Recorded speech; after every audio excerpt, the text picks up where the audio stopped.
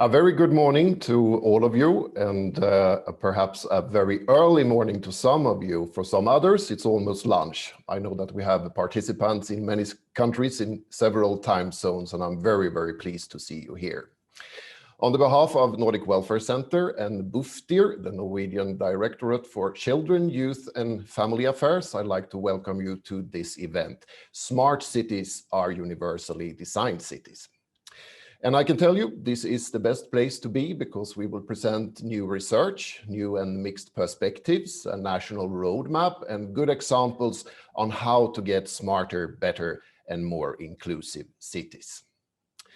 Before we take off, I'm just going to give you some practical information. I think you've seen it already, and I'm sure that you are probably already also experienced webinars and the Zoom users. The webinar is being recorded. As you have noticed, your microphones are muted and your video is off. But you can still ask questions in Q&A or in the chat. We have a special chat moderator, Jessica, who will transfer your questions to the speakers. If you need written interpretation, please activate closed captions, the CC tab. We will also be assisted by sign language interpretation in Swedish. Even if Zoom is a quite simple platform, there can be technical issues, of course.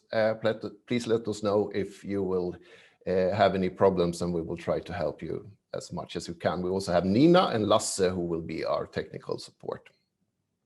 And as for the speakers, you will get a cue when you have 2 minutes to go. Now we are warmed up, and I think we can begin. And we'll start with the organizers. First, the Nordic Welfare Centre and Lars Lindberg, who is going to give us some more information about the organization itself, one of the projects, and also why we are here today. Please go ahead, Lars. Thank you. My name is Lars Lindberg, and I work at the Nordic Welfare Centre. And we are two projects that arranged this webinar together with Bufdir in Norway and the City of Oslo. And I will talk a little bit about Nordic Welfare Centre and background to my project, and my colleague Aida will talk about the project she works with. The Nordic Welfare Centre is an institution under the Nordic Council of Ministers, and we have offices in Stockholm and Helsinki. And our mission is to contribute to the development of welfare initiatives in the Nordic region, also and with a focus on disseminating and compiling knowledge on different welfare issues and welfare policy. And our target audience mainly are the politicians, decision makers, and researchers, and many other experts, including NGOs. And we are, as I said, two projects that are collaborating at the Nordic Welfare Centre with this webinar. And my project, I work with the Universal Design, Participation and Democracy. And this project is a part of the action plan on the Nordic cooperation in disability, and that is from 2018 to 2022. And we have three focus areas: human rights, sustainable development, and freedom of movement. And my project is a part of the focus area sustainable development. And when we look at this project, it's connected to the Agenda 2030. Agenda 2030, as when regards sustainable development, have different agendas to promote social, economic, and economic sustainable development, different targets that are related to this. And 5 of them goals also include disability. In the agenda also, person with disability or disability are mentioned 11 times. And the main goal we consider related to this is to leave no behind. So inclusion is a very important part of the agenda. The Nordic project, which is experience and knowledge exchange are related to different targets. And this webinar is related to the target 11.3. The focus is to map different good examples, indicators, and how to implement the agenda in the Nordic region. So all of the webinars we are arranging, this is the fourth of 5. So must be a multi-stakeholder dialogue that will be to get all these good examples. So these are coordinated by national agencies in the different in the region, in the different countries that are participating. In Norway is the BUFDIR. So what I'm looking for is to hear many good examples, exciting experiences that you share with us, that will be a part of a report that we will finalize at the end of the year. Thank you. Thank you very much, Lars. And as you mentioned, this is a co-arrangement not only with BUFDIR, but also with the City of Oslo and 2 projects within Nordic Welfare Centre. And I'd like to welcome a colleague of yours, Lars, Ayla Mete.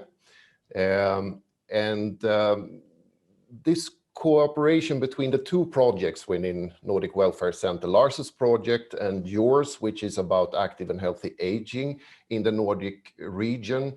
Can you just, first of all, give us a brief presentation on your project? Thank you. Good Nordic morning, everybody. Yes, Nordic Welfare Centre has been mandated by the Nordic Council of Ministers to promote active and healthy aging in the Nordic region. And how do we that? Yes, for example, we are coordinating the Nordic network of AIDS-friendly cities and communities. And these cities are part of the World Health Organization Global's network for AIDS-friendly cities and communities. And some of these cities are going to be here today and present their good solutions. We also work with a Nordic expert group for loneliness and social isolation for older adults. And for example, next week, the 5th November, we are going to arrange an interesting webinar of Nordic research and interventions for combating loneliness and social isolation for older adults. And we are also working with welfare technology and how to promote active and healthy aging with welfare technology. That was a very short presentation. Yeah, thank you very much. And how do these fields, I mean, active and healthy aging on one side and universal design, participation and democracy on the other side, come together? Yes, we have several common issues, and I'm going to tell about 3 of them. And the first one is the cross-sectoral view. And it means that it's very important that different actors work together. For example, for the AIDS-friendly cities, it means that it's not only question for the elderly care, but it's question for all the departments in the city administration. And of course, outside of that administration, for example, private businesses, researchers, and civil society, and so on. And the other issue is social inclusion and participation, and that is very, very important. It means that instead of planning for these target groups, you plan with these target groups. And it means that we have to get better possibility for example, older adults to participate in community planning and urban development. And the third issue, of course, why we are here today, and it's about universal design. That is a method of design and work with an environment that can be accessed, understood, and used by all people, regardless of their age, size, ability, or disability. And in this case, it means that the city and the community we plan has to be open and inclusive for all the members, citizens. And finally, Ayla, what are your hopes for the outcome of today's webinar?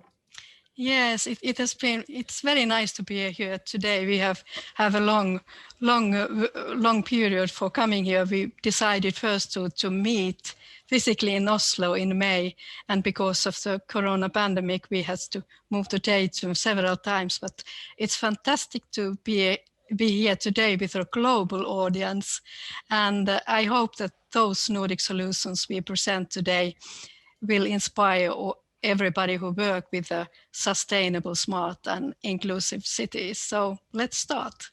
And this is a kind of universal design in the digital environment. So it's very nice. Thank you very much, Ayla.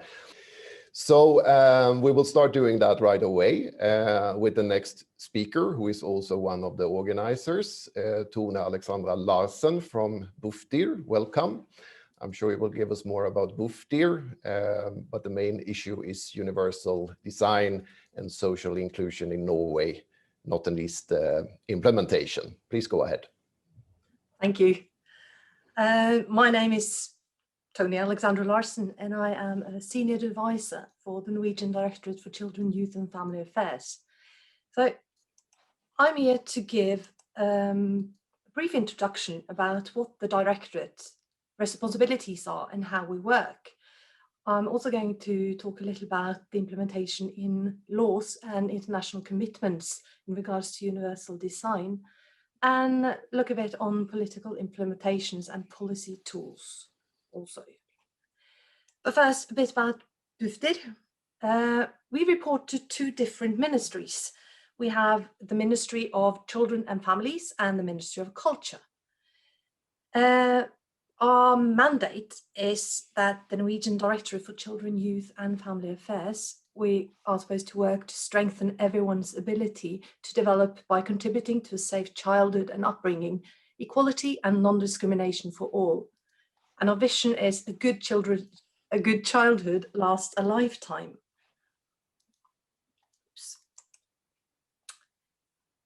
So our responsibilities in equality and universal design is what I'm going to be looking at today.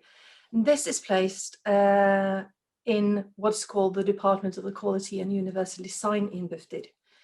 We report to the Ministry of Culture and Equality, and our goals is participation and accessibility for everyone. We cooperate a lot with other ministries, government agencies and different research institutions. We also work a lot with organization and civic groups and the private sector, since equality and universal design isn't really assigned to one specific sector. Everyone is responsible. So this is then a cross-sectorial responsibility on several grounds of discrimination here in Norway, such as LGBTQI, gender issues, ethnicity, and also religion, and of course, disability, which is what I will be focusing on today. Bufdir has a sector coordinating role in terms of equality and universal design, and to deliver on this, we distribute different grants. Among this year, we gave out 12.4 million Norwegian kroner to projects on universal design. We also initiate quite a bit of research, and we present new knowledge and statistics. One task is monitoring living conditions of persons with disabilities in Norway, and the results from this is published on our web pages, bufdir.no. In 2018, we launched a new system which measures the municipality's efforts on services which are important for persons with disabilities, where the different municipalities can actually measure up against each other and see how their colleagues are doing. We create new meeting places and manage several networks on universal design, as we see this as a very good resource and ground to meet people and make them aware of each other and their work. So we have a network for municipalities on universal design. We have a network towards public transportation, one for ICT, and another one for buildings. This last one is mainly consisting of the different state agencies that work on buildings in Norway. We also contribute to other key players' important work and participate in several external networks and arrange different conferences concerning universal design. There are several tools for progress.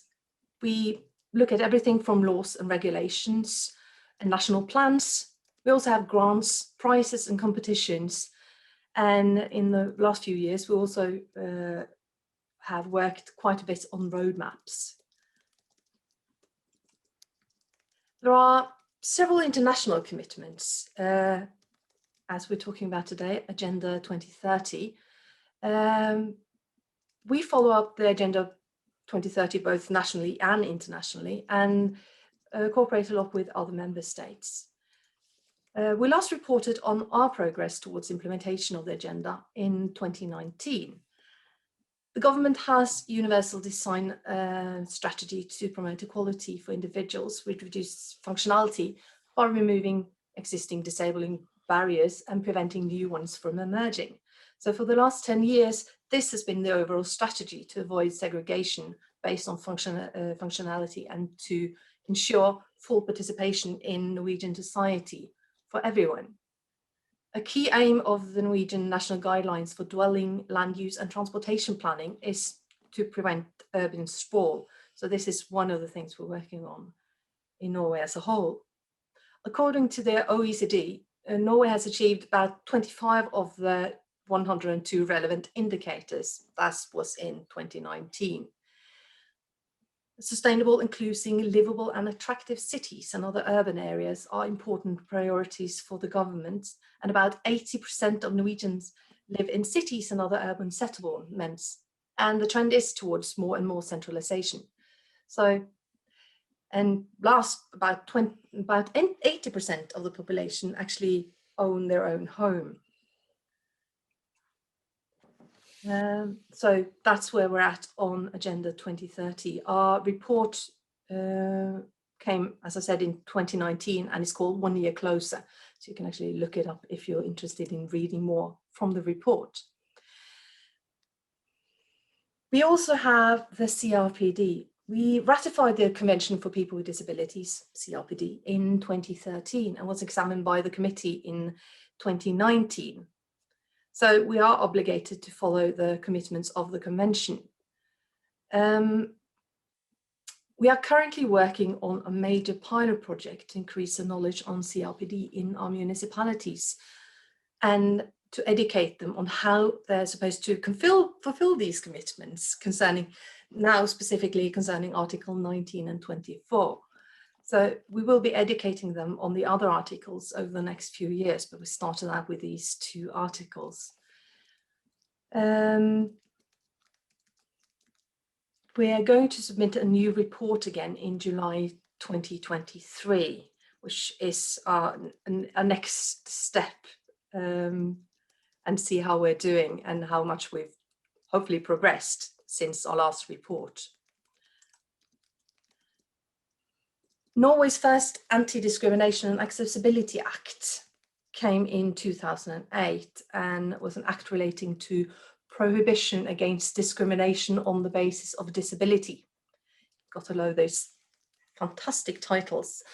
In 2018, we actually reworked the 4 acts on discrimination or anti-discrimination acts into one act called the Equality and Anti-Discrimination Act.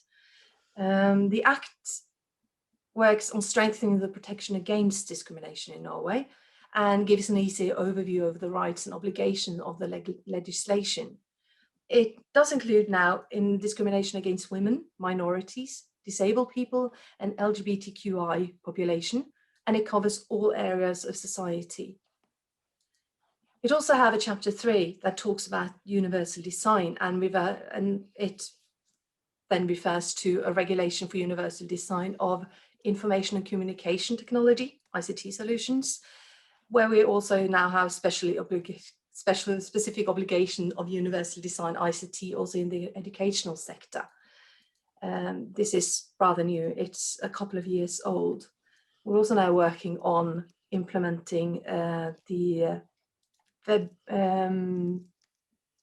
directive from the EU, which will be enforced from next year, I think. And then we have the regulation on technical requirements for construction work, which is called Tech 17, which talks about universal design of buildings, new buildings, that is. We do not have any legislation that talk about the existing buildings so far. There's also been a reorganization of the enforcement mechanisms in this rewritten act. So, where are we at? The government has a vision for a society where everyone can participate. So this is what we're working towards. Government also intends to work on, continue the work on universal design society and focus on universal design in the digital society for all primary schools. We are also working very hard towards increasing the numbers of persons with disabilities in the labour markets. And to help with this, we have the government action plan for universal design. This is the third action plan, and it helps to systematically coordinate our efforts towards universal design society. It is coordinated by BUFDIR, but there's 10 ministries involved, and there are 47 measures in the current plan. The action plan and its measures have been extended till the end of 2020. It was supposed to end in 2019, but we hadn't come farther enough with a new action plan.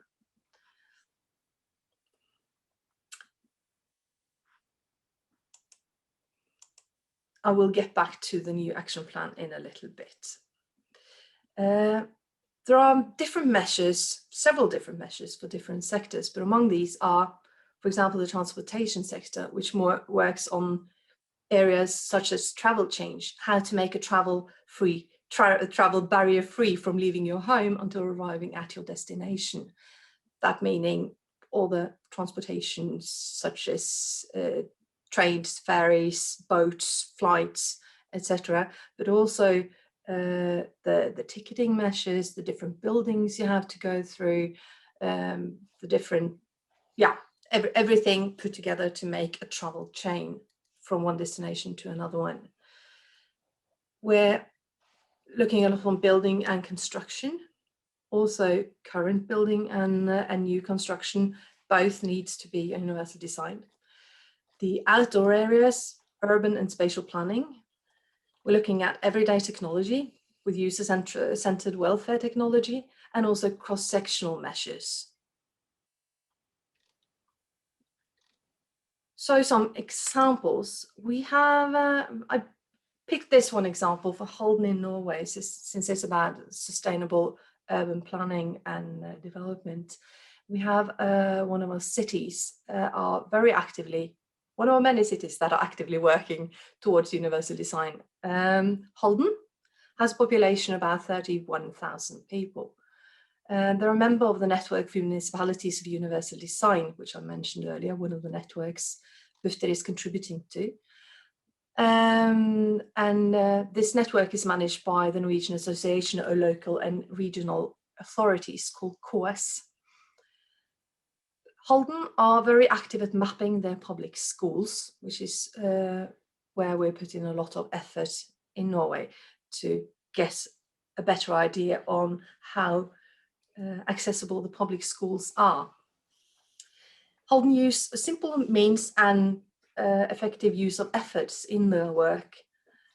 They have received product funding through grants. Among these, a grant of universal design that from the grant that BUFDIR manages. And they're taking action, really, mapping and upgrading and showing that it works. So we're very proud of the work they're doing.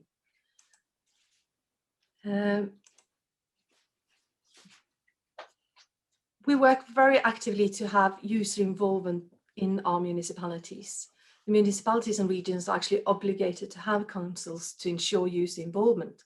So we have councils for the elderly, for people with disabilities, and for youth. The councils give their input in the planning processes and regional and local decision making. So they're very important. One of the areas they give advice on is universal design. So some last bits of information to end my presentation. As I said, we have had 3 action plans for universal design, and they have just been evaluated. Also this year, Bufdir made a progress report on the state of universal design in Norway, and both are available from Bufdir's web pages. There's actually a library page there with the different reports. Fortunately, it's just in Norwegian, but for whoever of you who can read Norwegian, you're very welcome to go in there and download both reports and read about the progress. The government, as I said earlier, have decided that a new action plan for universal design will be developed, and our goal is to put it in force in 2021 around May so far. So we're currently working towards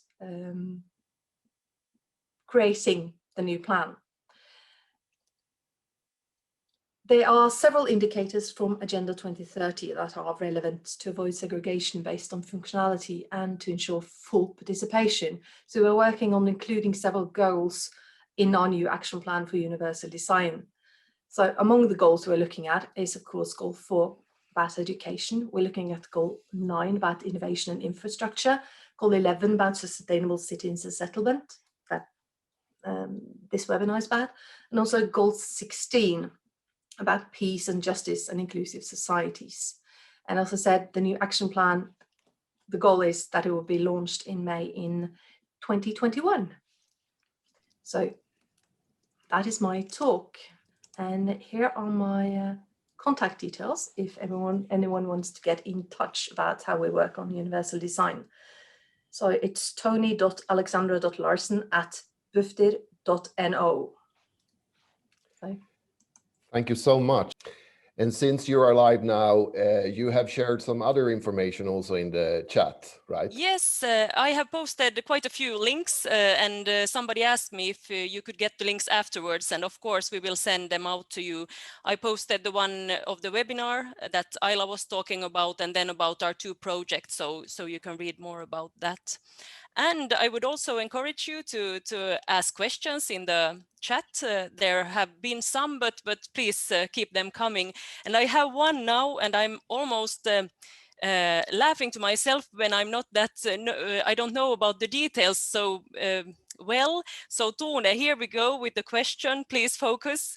When you are focusing on Article 24 and 19, are you focusing on Article 19C from an UD perspective based on GC2 on Article 9? Did you get it? Because I certainly didn't. Oh, okay. First of all, I don't know. I can check because it's one of my colleagues who has this one project. So I actually got the information from her when I was going to write this one slide. I'm not involved in that particular project, so I do not have that information.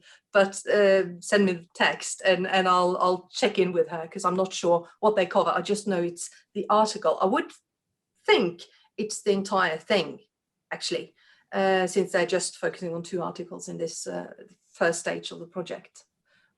So sorry, I do not have the answer. Thank you very much. These were the questions for now.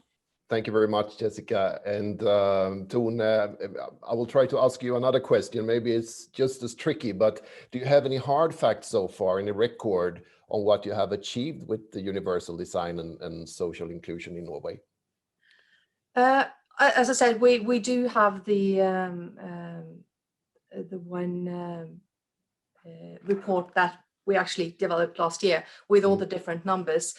We do see that there has been a lot more knowledge about universal design in Norway as a whole. We actually checked the population, and it looks like most people now actually recognize that universal design is a thing and has a bit of an idea about what it's about. And also they seem to be positive towards it. We have had the different disagreement about it's costly and you can't really do it and it doesn't make for better design and yeah, everything of those. But for the population as a whole, it seems to have grown and people are a lot more positive towards it, or not just a lot more, they are positive towards it. We didn't actually have any negative response to And that what one does survey. that mean? I mean, with this like awareness and also mindset of people? Well, it does help when we're trying to get projects through, and always having people's understanding on what we're doing these things and what we're trying to achieve. We also see that there's a lot more inclusion in of universal. They've actually taken universal design into a lot of the study and the courses in higher education, because now they have to deliver on them. If you're working in architectural buildings, if you're working in any area of ICT, you actually have to have the knowledge about universal design to sort of get work, because you have the laws and regulation on the other place. We have to deliver on these things. So that always helps to push the area forwards. So it's going to be interesting now to see if we can, people are aware of universal design, if we in the next action plan can get more of the how to do it. So for example, the people in the municipalities who are, and also in the ministries and directorates who are buying a lot of ICT solutions. Think if you're going to buy a new CMS for your school or for your school district, think about how much money that takes. And if you can actually say very specifically that is supposed to be universally designed and know what you're talking about when you're interviewing the different people who are trying to sell their systems to you, you can force the area forwards just from a money point of view, because people will deliver to actually sell their products. So we're hoping to forward people's knowledge on how to go through the sales process or the buying process, and actually getting universal design as an included thing in that process, a better included thing. Very well, and very interesting. Thank you very much, Tone.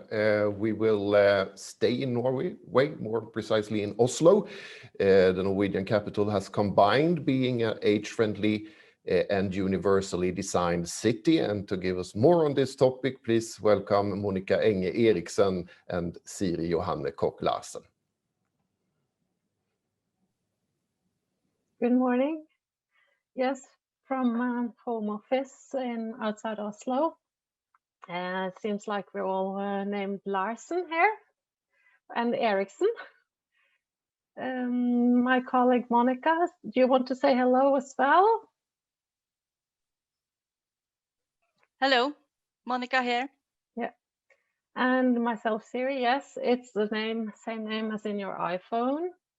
I'm Siri. We work for the City of Oslo in the Department of Health, Aging and Municipal Services, and in the Department of Employment, Integration and Social Services.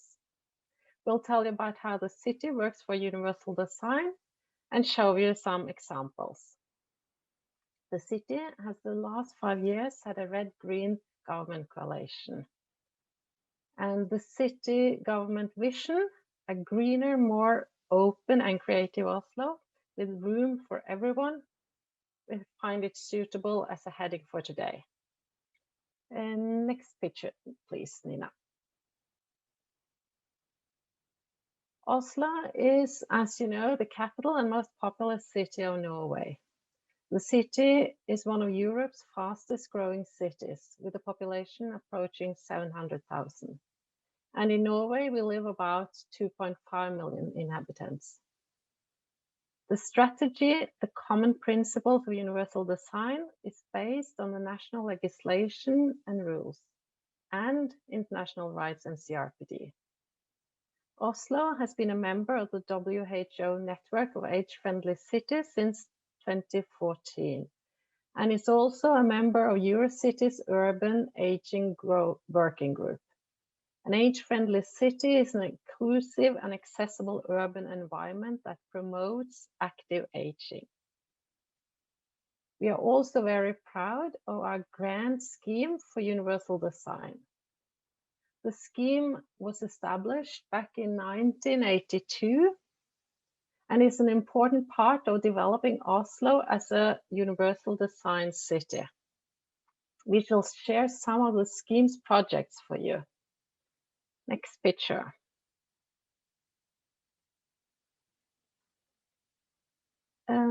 Yeah, a bit more about the common principles. I have to watch the time as well. In 2009, the City of Oslo adopted a comprehensive plan for universal design, which in 2014 became the common principles of universal design. The plan covers all transportation, communication, construction, public property, outdoor areas, and ICT that fall within the remit of the city authority. All municipal agencies and companies are responsible for implementing universal design requirements within their field of responsibilities. The municipal agencies cooperate with one another, for example, through a network of employees who exchange experience and knowledge and run of courses and seminars to share good practice. An important prerequisite of the plan is the involvement of civil society, NGOs, persons with disabilities, the municipal councils on disabilities, as well as a central council for seniors. Most of the government-operated buildings have now been made accessible. Parks and beaches have been universal designed, and the subway and bus system have been updated. This photo is our beloved Opera House, which also is universal designed. Next picture. The grant scheme for universal design, as I said, it was established in 1982 and has since existed as an independent scheme with dedicated earmarked funding. The funds shall not be used for balancing maintenance budgets. And right now we have 133 active ongoing projects. It is used in areas such as schools, kindergartens, nursing homes, museums, sports arenas, metro stations, other municipal properties. And for instance, this photo is from Solvik camping, which is a place to stay outdoor at the seaside and to go swimming for everyone. Next picture. And now some more examples. The first photo is from the instructions to those implementing new design program in the city. All signs shall be placed at the right place, according to universal design. Oslo has already implemented numerous universal design measures, including information provided on the city's website, both in audio format, easy language. It is dyslexia friendly and accessible for people with cognitive impairment. The city, by integrating universal design in ICT solutions, municipal information is accessible for all. And the city has also a marvelous new accessible viewpoint among the treetops called Stovner Tower. Watch the film, please.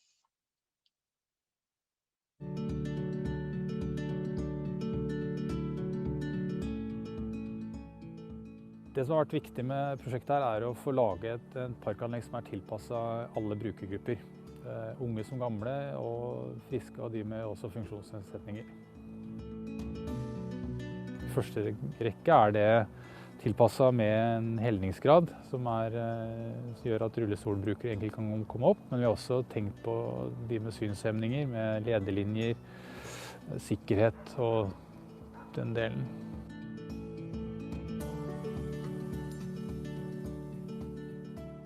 De fleste vil jo forbinde ramper med rullestolbrukere. Og dette er jo også en rampe. Dette er en lang og flott rampe. Og den kan jo brukes av alle. Så jeg synes dette er et fantastisk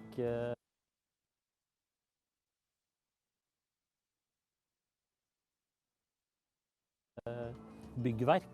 Imponerende. Det er også viktig med sånne symbolprosjekter som dette, som vekker oppsikt, og som viser at universell utforming, tilgjengelighet, kan være vakkert, for dette er vakkert. Det gjøres også en del bommerter, da. Og det har blant annet å gjøre at man kanskje i noen tilfeller burde snakke med noen brukere og få noen råd om hvordan ting burde være. Det beste med tårnet, som jeg ser det, er at det åpner for en mulighet for mange å komme seg opp og oppleve det å se utover Groruddalen, komme litt opp og se toppen på trærne, se fugler i den miljøet de flyr, i stedet for å bare gå på bakken. Når man får en idé som Stovnertårnet, som er i utgangspunktet litt vill og gal, så ikke gi slipp på den. Tør å prøve ideen, tør å teste den ut, tør å gjennomføre den. For det er, når det kommer til stykket, så er det meste kan lages og gjennomføres og bygges. Også når det gjelder universelt tilrettelagte objekter eller konstruksjoner.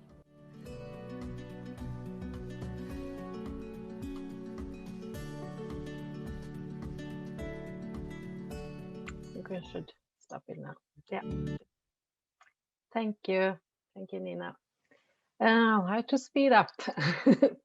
Very short here. Yeah. See, there's something at the picture here. These photos are from a park a few years ago. It was hardly not used and not inviting the neighborhood. Initiative from the local neighborhood was made. Private funding, together with subsidies from the city's grant scheme, created a new universal design playground and park for the neighborhood and for everyone. This is an illustration of a bottom-up initiative and public-private collaboration. Next picture, and now Monica will show you some of the age-friendly Oslo. Hello, I will give you an example of how Oslo have worked with an age-friendly initiative in Oslo.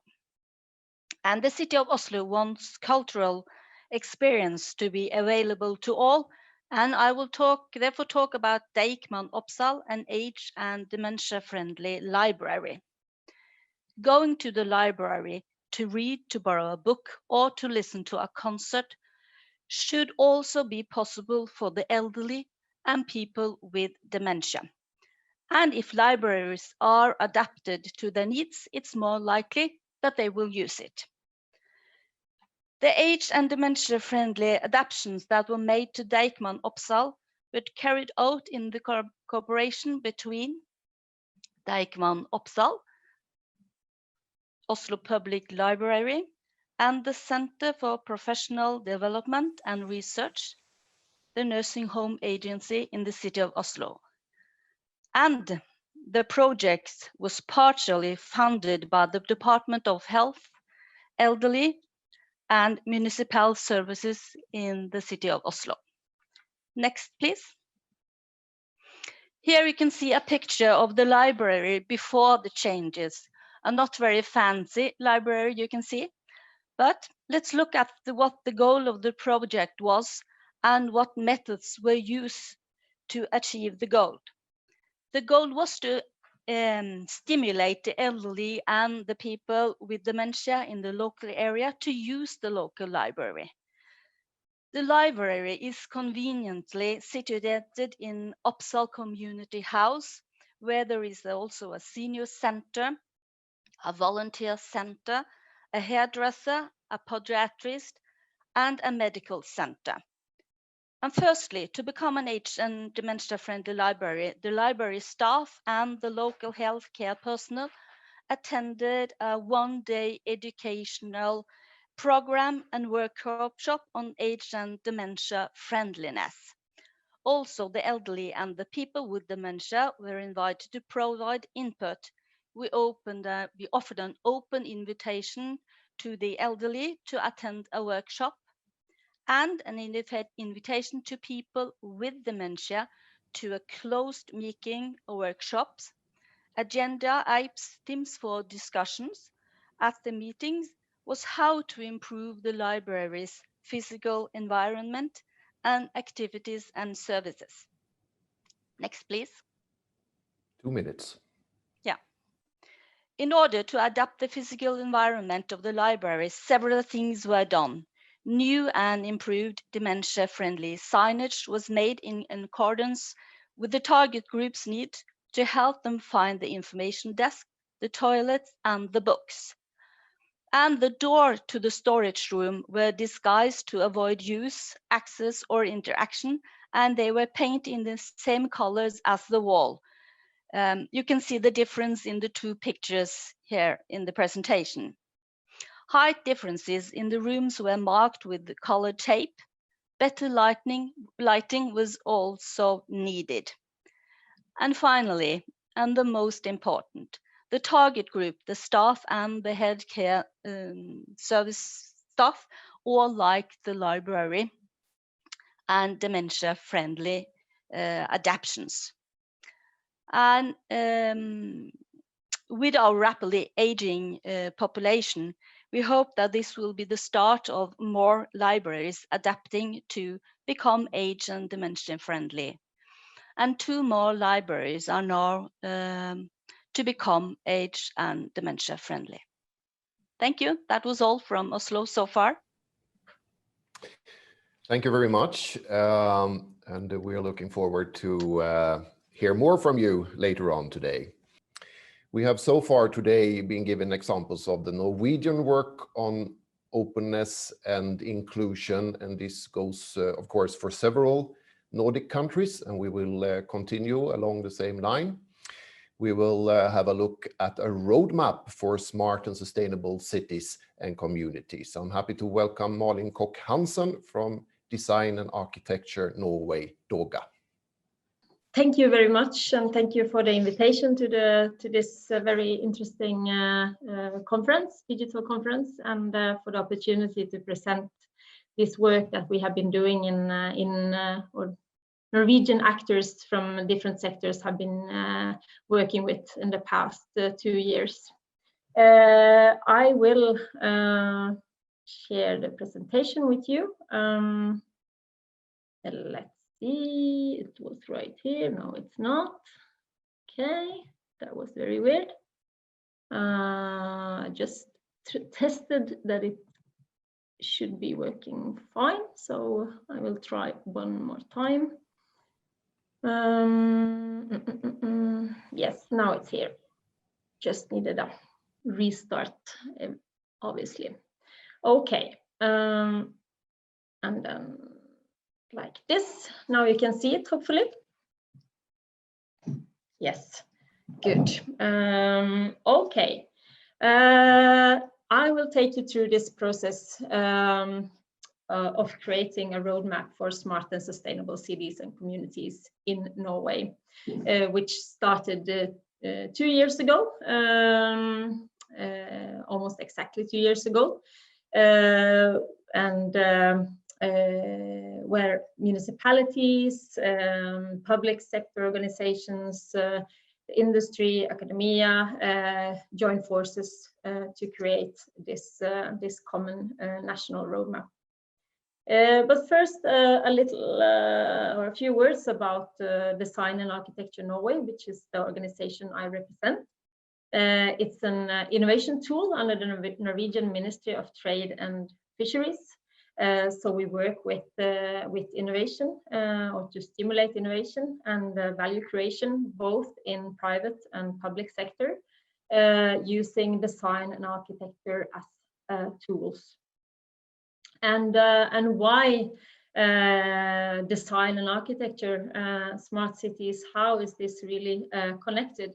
Well, the strength of design and architecture in this smart city processes is really this people-centered, holistic approach. That it's about the people, the citizens, the user needs, and not the technology. The technology comes in as a tool to solve challenges and stimulate innovation, but always with the citizens' needs or life quality in focus. So design and architecture can contribute to solving complex challenges and trigger untapped potential for innovation and value creation, also in smart city processes. So the question we asked ourselves in this project is, what is a smart city in a Nordic context? I mean, when we started up the project 2 years ago, everybody was talking about smart cities. It was like, it was supposed to do so many wonders, and everybody wanted to be smart and work in a smart way. And of course, it sounds very attractive. Of course, you want to be smart, not dumb. But for us, going into this project, it was important to ask ourselves, we are not in the Nordic countries. We are not the Silicon Valley. We are not, it's not the industry or companies driving this process. We are not, let's say, how to say, some bigger Asian countries where it's maybe another way of seeing the smart city. We are the Nordic region. So this was like the fundament for this project. What is a smart city in a Nordic context? For starting up this project with making this joint national roadmap defining this Nordic smart city model, the purpose of doing this was to really describe the possible positive societal effects of smart city initiatives, trying to identify key opportunities, challenges, and issues that lies in this smart city work. Yes, and of course we wanted to define what smart city means in a Norwegian, or might as well be Nordic context, and establish this common set of values that can promote collaboration and co-creation across sectors and professions and levels, because this was really important for us to build this joint value set that can serve as a platform for collaboration. And also value creating. I mean, how can smart city really contribute to the renewal and innovation in the public sector? And maybe most importantly, how can local and regional authorities be the driving force behind this transformation and really push this process forward? And of course, also serving as a communication platform, both internally and externally. I mean, how are we working with smart cities? What are the values that we put into this work, and what are we aiming for? We established a working group consisting of 8 Norwegian municipalities that have been working a lot in this field already and have made some experiences. We had a reference group consisting of 2 ministries, the Norwegian Association of Local and Regional Authorities, the Digitalization Agency here in Norway, Innovation Norway, and the Research Council. And to make sure that we also got input from all kinds of different sectors and disciplines and levels from across the country, we also invited openly to 3 workshops with approximately 150 participants. And what was interesting to see also, that when we started up the project, we really didn't know what to expect and how the process would look like. But we could also see that the number of participants in these workshops sort of increased for each workshop, because people got more and more interested and thought that this was a really valuable process to contribute to stimulate collaboration and value creation across sectors. So this was the definition of smart cities and communities. This is also very important to underline, that smart cities is not only about the big cities. It's also about the smaller municipalities and communities across the country. So smart cities and communities focus on people while using new technology, innovative methods, collaboration and co-creation to become more sustainable, attractive, productive and resilient. So this was the definition we landed on after all these working group meetings and reference group meetings and workshops. And so this was sort of the final, this is the Norwegian smart city model as we see it. But of course, it's, as I said before, it could also be the Nordic smart city model. What is sort of the core of the roadmap is defining these 8 principles that are sort of like the how to say, the leading stars, the what we are aiming towards when we are working with smart city. So as you can see, number 1 is placing people in the center. This is and should be the main reason for working with smart city initiatives. That you are taking the life quality and the needs of the citizens, putting these in the center of the process. And also considering the bigger picture, as I said, promoting collaboration, working holistically with smart city initiatives, not in silos, as we perhaps are used to doing in many cities and municipalities. How can we really work together also in the municipality, in the city, to develop bigger initiatives? Well, I don't have to maybe go through all of these. The roadmap can also be downloaded at DOGA, .no, our website, to read through the roadmap more into detail. But this was just to say that it was the purpose of the whole project was to really see like what are the values that the Norwegian smart city model consists of, and these were then the 8 values that were defined through this process, and that we are and should be working towards. And also, as I said, how can local and regional authorities be the driving force of these processes? How can they work together with actors from different sectors and in co-creation and collaboration processes to reach the result and well, make these principles, these 8 principles, come true. And also, of course, the UN sustainability goals, number 9, 11, and 17 were pinpointed as the most relevant ones for these projects by the participants in the project. But it was this was also obvious from the beginning that we wanted to make a connection to the SDGs. And also I would like to tell you about, because since the roadmap was launched 1 year ago, we started the work 2 years ago, and it was approximately a process of 1 year.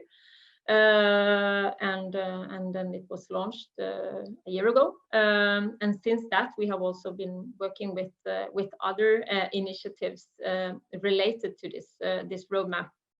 And one of them is creating a joint Nordic smart city model, because well, as I said already in my presentation, we are talking about the Norwegian smart city model, but obviously it could also be the Nordic smart city model. So we have joined forces with different actors across the Nordic region to look at what we have been doing in Norway, but also in the other Nordic countries, and how can we build on the good initiatives that are there already, and all the good projects and all the the processes and tools and methods that have been tested out in cities and municipalities across the region, and to create a common Nordic model, because we believe that there's a need for an alternative Nordic smart city model, a global need, not only in our region.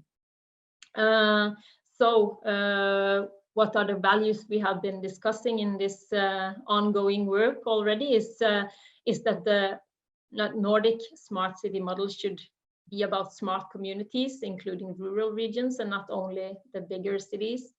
It should have not only a human-centered perspective, but also a planet-centered perspective. It should be about bottom-up approach and distributed power, collaboration, open source across borders, personal control of data, technology to support social economy, as I said also in the beginning. I mean, the technology as an enabler and a tool, not a main driving force in itself. And also, of course, citizen engagement and empowerment. Yeah, we believe that there's a global need for an alternative human-centered smart city model where Nordic values such as high quality public services, extensive user data, high levels of trust in public organizations, openness in decisions, citizen participation, and respect for privacy make Nordic municipalities and cities an ideal starting point for this project. And the ambition of this joint Nordic project is to strengthen the Nordic region's position as a leading smart city region globally, and of course offering an alternative smart city model that puts the citizens' quality of life at the center of its work. And therefore, it's also very interesting for me to take part in this conference to see the perspectives that the other speakers bring into this discussion. Because of course, when we talk about people-centered or human-centered and citizens' quality of life, we should be talking about all citizens and all people, not only a selected number. So this is a very interesting contribution also for this work that the other people in this conference are bringing in. And finally, I also want to mention that in order to really try to see how this roadmap, I mean, the principles and the ambitions of this roadmap, how can they really be turned into concrete projects? Because it's obviously, I mean, we want to end up with something more than just a nice document and some abstract ambitions. We want to see how it can really be concretized.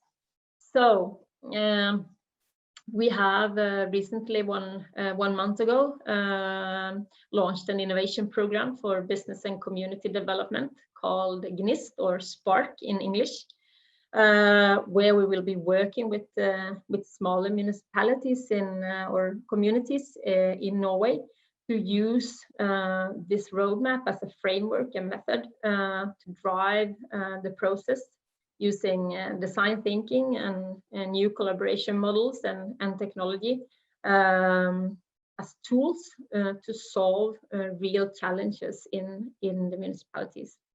So this is a very interesting project and very exciting project to be working with.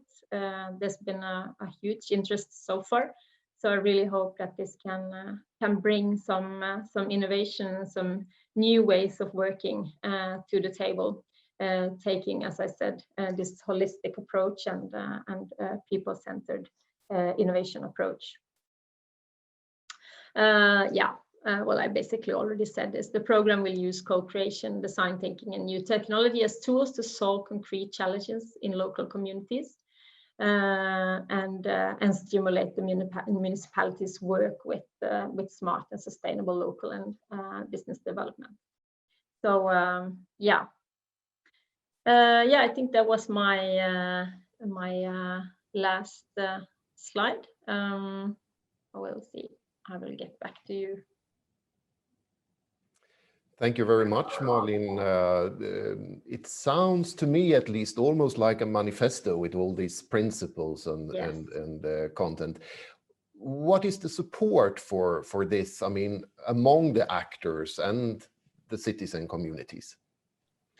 To contribute to this work, I mean, as I said, it could, when we started up, we really didn't know. I mean, we knew that we needed some in order to really bring this smart city work a step forward and to really embrace it in this Norwegian or Nordic context, we needed to start working more, more collaboration across sectors and disciplines and levels. So that was really like the order. That was what we wanted to do.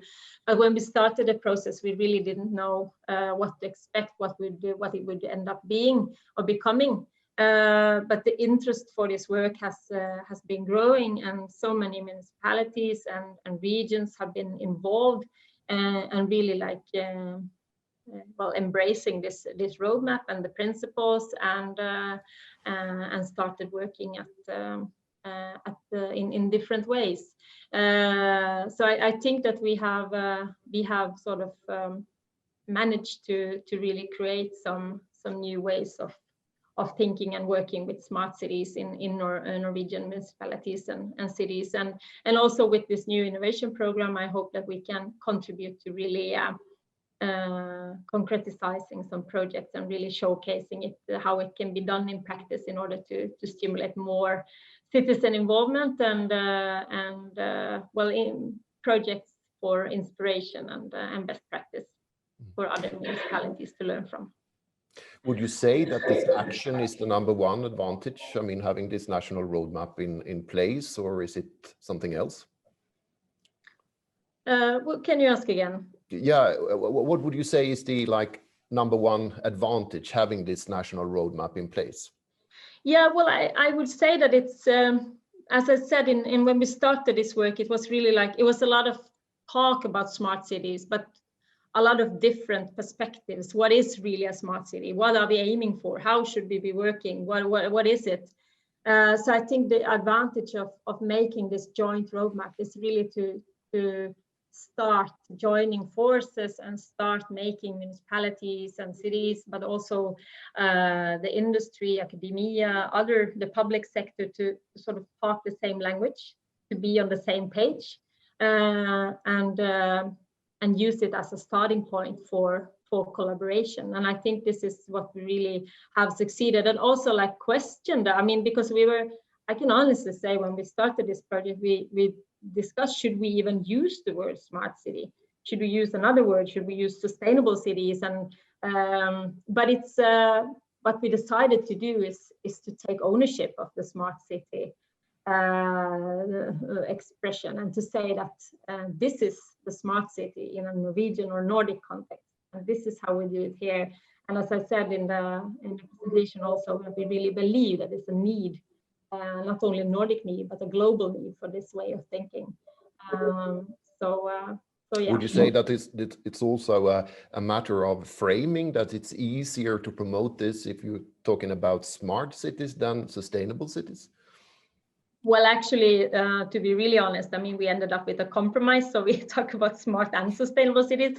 But Okay. but yeah, it depends. But I think it's really like this link between technology and community development. And I mean, how do you, so that, I mean, the technology is here and it's coming more and more. So we have two opportunities to sort of run and hide, or to embrace it and to work with it, make sure that we work with the technology in our way, based on our Nordic values, when it comes to data handling and sharing and all different aspects that lies in the smart city expression. So I think, yeah, I think that's very important, that we have this, that we have our Nordic values in as a starting point for this work. Jessica, do we have any reactions from our fantastic attendees? Absolutely. Thank you, Malin. This was really interesting. And there have been some questions where they can find the roadmap. I know you told them, and I posted the link also in the chat. Oh, yeah, you did. Yeah. Okay, great. And we will send it out to the participants afterwards as well. And there was also, unfortunately, we noticed that the chat hasn't been working. The Q&A function has been working all the time. Now we fixed it, so the chat is also working. So please keep the questions coming. And we actually have one question. I think it's more to Lars Lindberg from Nordic Welfare Centre. Is there a Swedish representation in the Nordic Smart City project? Can you, Lars, answer that?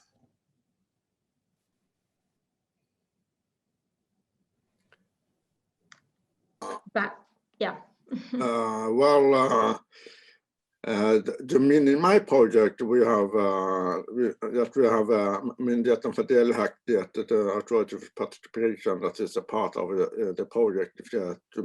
So that is the Swedish authority that is a member of our reference group. And they are a national authority, so they participate in that way. Thank you, Lars. And now we have also a question, how many participants are listening in? I can see 144 at the moment, so quite a nice bunch. Very nice indeed. Thank you very much, Jessica, and also Lars and Malin. Thank you. I promised you earlier today new research, and this will be the curtain raising for a quite new study on Nordic urban planning from a disability point of view. And to present the report from Nordregio is Linnea Löving. Please go ahead. Yes, hi. Let's see, I'm going to share my screen first.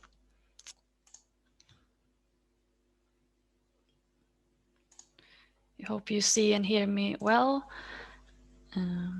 We do indeed. Perfect. There. Okay, hello everyone. Thank you so much for having me here today to present the report, The Right to Access the City, Nordic Urban Planning from a Disability Perspective. And my name is Linnea Löving, and I work as a researcher at Nordregio. And I've written this report together with my colleague Moa Tunström, and also in collaboration with the Nordic Welfare Centre, actually. So before we start, I'm just going to say a few words about Nordregio for those who don't know who we are. We are a Nordic Research Institute for Regional Development and Planning, and we're located under the Nordic Council of Ministers. I'm actually here now at Skeppsholmen in Stockholm, where we have our offices. And we usually do projects where we do applied research in the Nordic countries and in the European region. And like I said, my name is Linnea Löving, and I have a background in political science. And the main projects I work with is about governance, collaboration, social sustainability, and a lot of evaluations. And my colleague Moa Tunström, who was the project leader of this project, who is now at Karlstad University, actually, she has a PhD in urban studies. So let's see. Yeah, so this report is the result of the project Planning and Designing the Inclusive Smart City, which was a collaboration between Nordregio and the Nordic Welfare Centre within the thematic group of sustainable cities and urban development within the Nordic Cooperation Programme. And the purpose of this project was to investigate how different Nordic cities use and implement strategies related to universal design, accessibility, and disability issues in urban planning. And what we did was that we did analysis of strategic documents and interviews with national and local representatives in 6 different Nordic cities.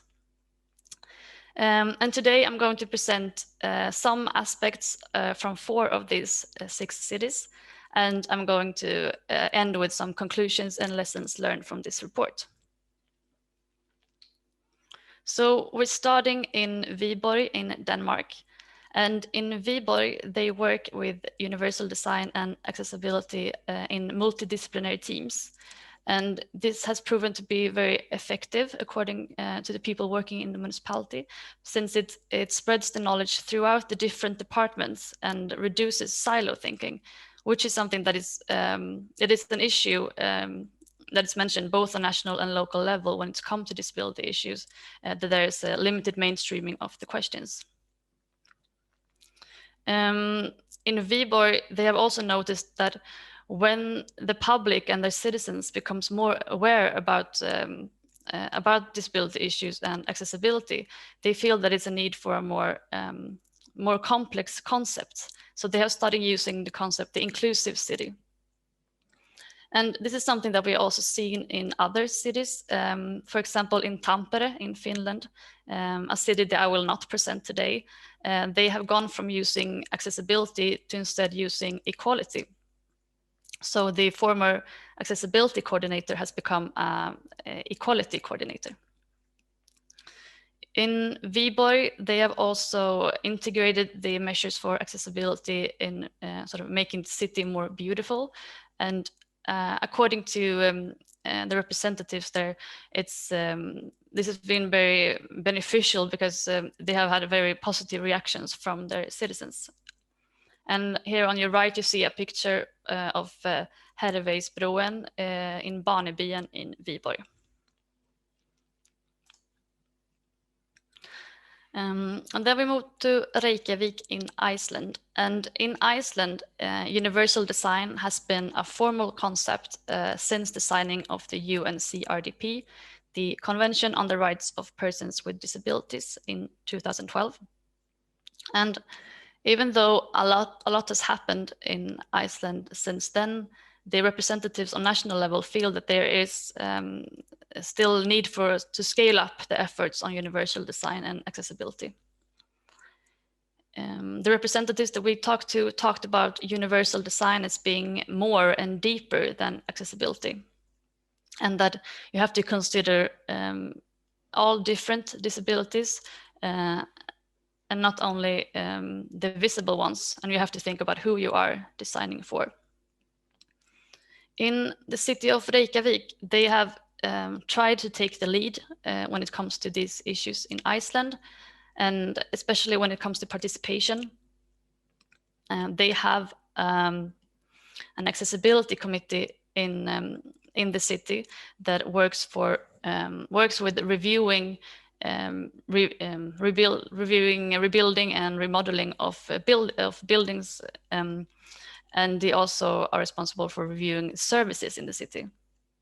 And even though this committee has existed since 2003, it just recently, or the last couple of years, it's gained more attention. And according to representative from Reykjavik, he means that this is because they have moved the committee to the Human Rights Office, and therefore the questions has been more connected to human rights questions, such as they are in the UNCRDP. And one project that this accessibility committee has reviewed is the rebuilding of a swimming pool in Sundhöll in downtown Reykjavik. And this was an old building that it was therefore protected from rebuilding and remodeling. So what they did instead was to build an accessible extension to this swimming pool.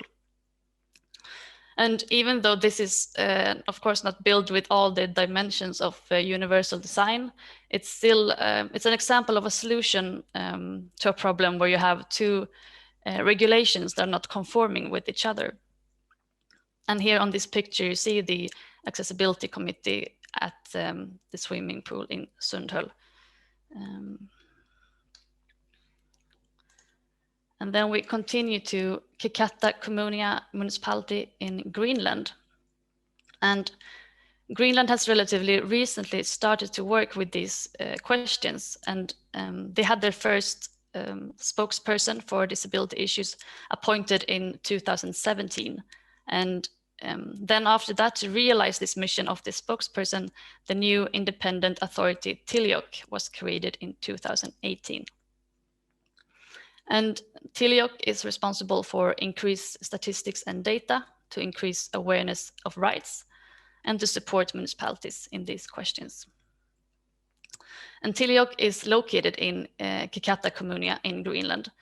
And according to both representatives from Tiliok, but also from Kikata Kommunia, they have had quite a good collaboration, because since they are also located in the same municipality, or Tiliok is located in Kikata Kommunia. According to representatives from Kikata Kommunia, they mean that they think that this is one of the reasons why they maybe are one of the more active municipalities in Greenland within these questions. In Kikata Kommunia municipality, they work with disability issues incorporated in their sustainability work. So they have a sustainability council, which is works in multidisciplinary and cross-sectorial, and they work with different projects that relate to sustainability.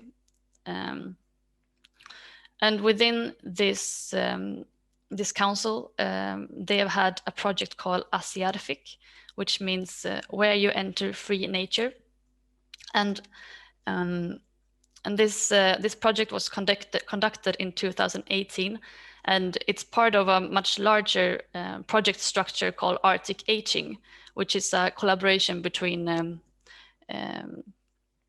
Danish universities and Greenlandic universities and Greenlandic municipalities. And this the idea from the beginning of this project was not to increase accessibility, but the idea was to improve the lives of people living in this area and also to engage them in their community. But after 4 workshops, I think they had, they together decided to build a 70-meter long wooden trail that leads out to the mountain and ends in a terrace. So this was a way for the people in the community to be able to spend time with their friends and family in an accessible way, but still feel like they were out in the midst of nature. And this picture you see here on the right is from this project, Asiarfik.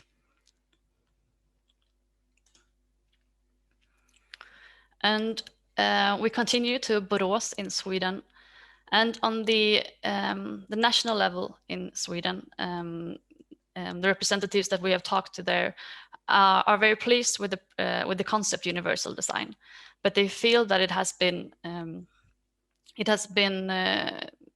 is almost used synonymously with accessibility, and it has therefore lost some of its strength. And this is something that we also hear in this report, that accessibility and universal design is used quite interchangeably in the municipalities. In Sweden, all the representatives that we talked to, they meant that universal design is the process and not the outcome. So that's why they started using the concept accessibility through universal design. In Borås municipality, they have 2 full-time positions working with disability issues.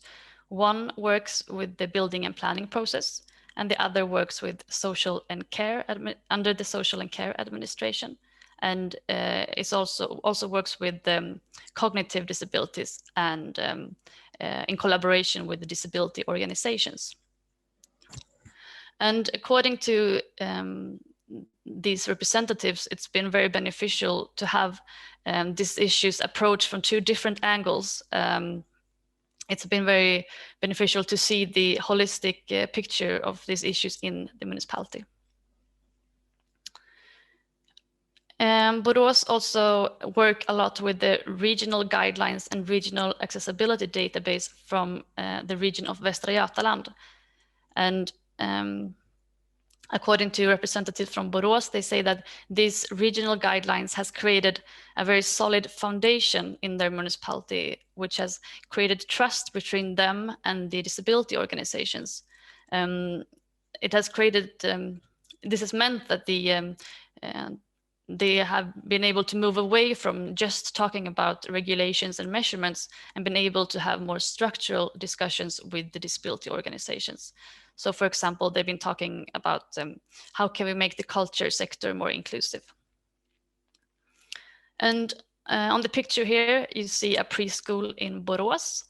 And this school is built with some measures to improve accessibility. But what you don't see in the picture is also the internal work that the municipality has done in educating the staff or teachers at the schools in Borås to learn and to use more communicative, more alternative and complementary communication with the children. Yes, and here you have the two cities that we also have in the report, but I'm not presenting today because of time. It's Tampere in Finland and Trondheim in Norway. And I also saw that we have had a lot of presentations about the impressive work they're doing in Norway. And we will also have a presentation later, I saw from Vaasa, I think, in Finland. So we will have the Finnish perspective as well. But you can read more about them in the report, of course.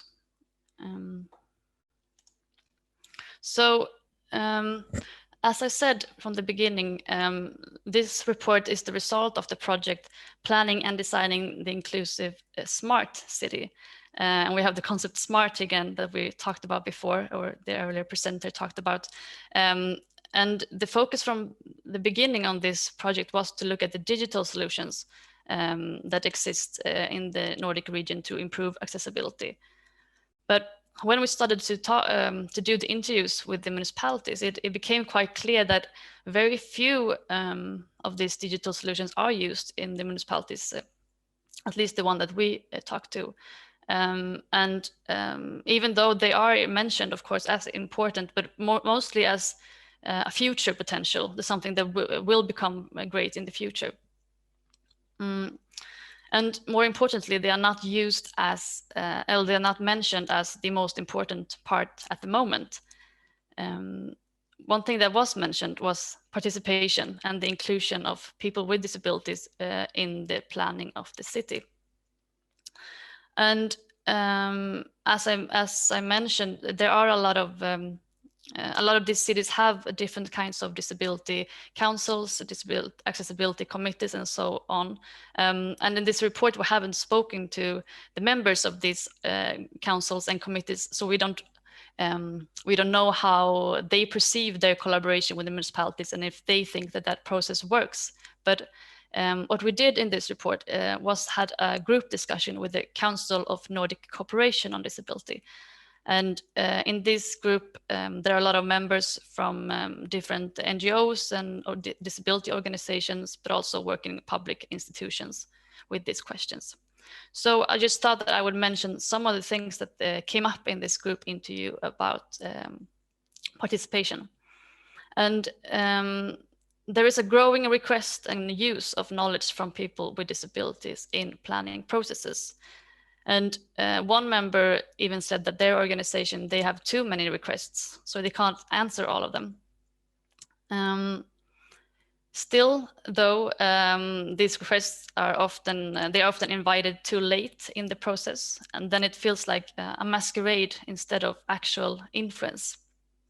And that they are there to legitimize a process that is already decided. So there's nothing really to change in the already decided process. A lot of this participation is also on voluntary basis, and there are a lot of the people are not reimbursed for their time. I can't say how it is all over the Nordic region, but this is what came up in the discussion.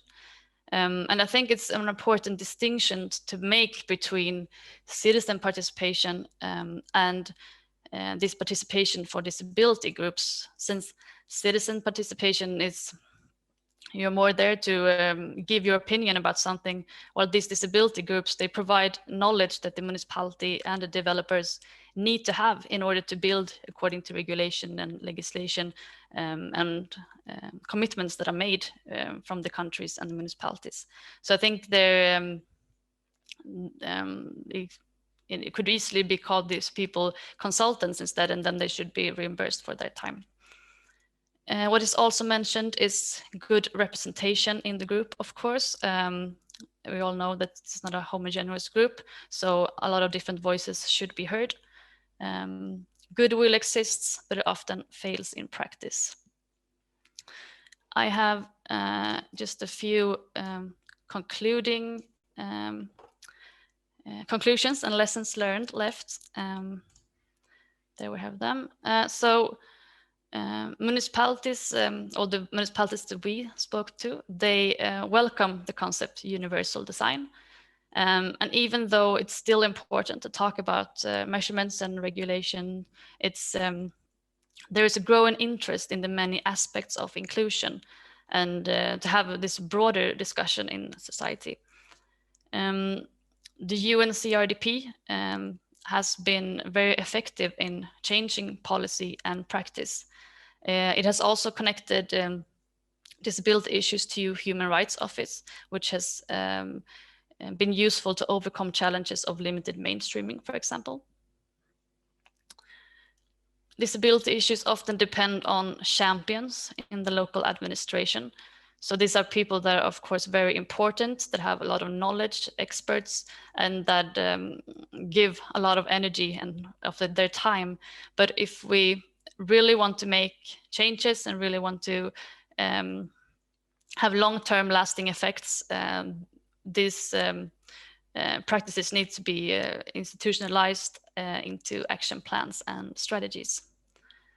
As mentioned, digital solutions are at the moment not as used as you might think in the municipalities. I think it's more mentioned on the national level than on the municipal level, at least from this study.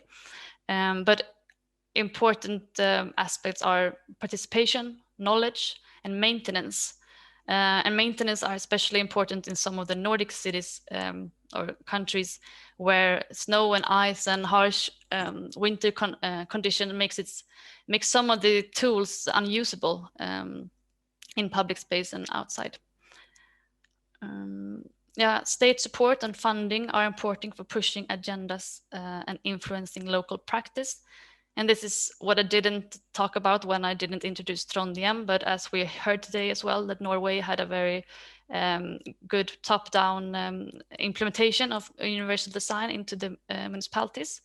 But we also see that these municipalities also can become drivers of these issues and sort of push the national agenda forward. Collecting data and conducting evaluations are important for learning and mainstreaming. This is always something that's mentioned, but it's still very, very important. And lastly, representation is important. And this is something that I've mentioned several times. And I think I will stop there. Thank you so much. And you can find the report at our website at Nordregio. Thank you very much, Linnea. I was thinking, how could you use this report as a decision maker or any other actor in this field? I think that since many of the municipalities that we have spoken to, a lot of their issues are that they have very limited resources. So I think that when you the efforts that you do make should be sort of very discussed and thought through, and they should be really directed at the real issues or where the need is. Sort of. And sometimes there's seems to be it's not a connection between the municipal level and the national level. And even though sort of digital solution is a great supplement in the future, some of these municipalities we have spoken to, they say that they're still trying to get their citizens to understand why these questions are important and convince the politicians to provide more resources to them.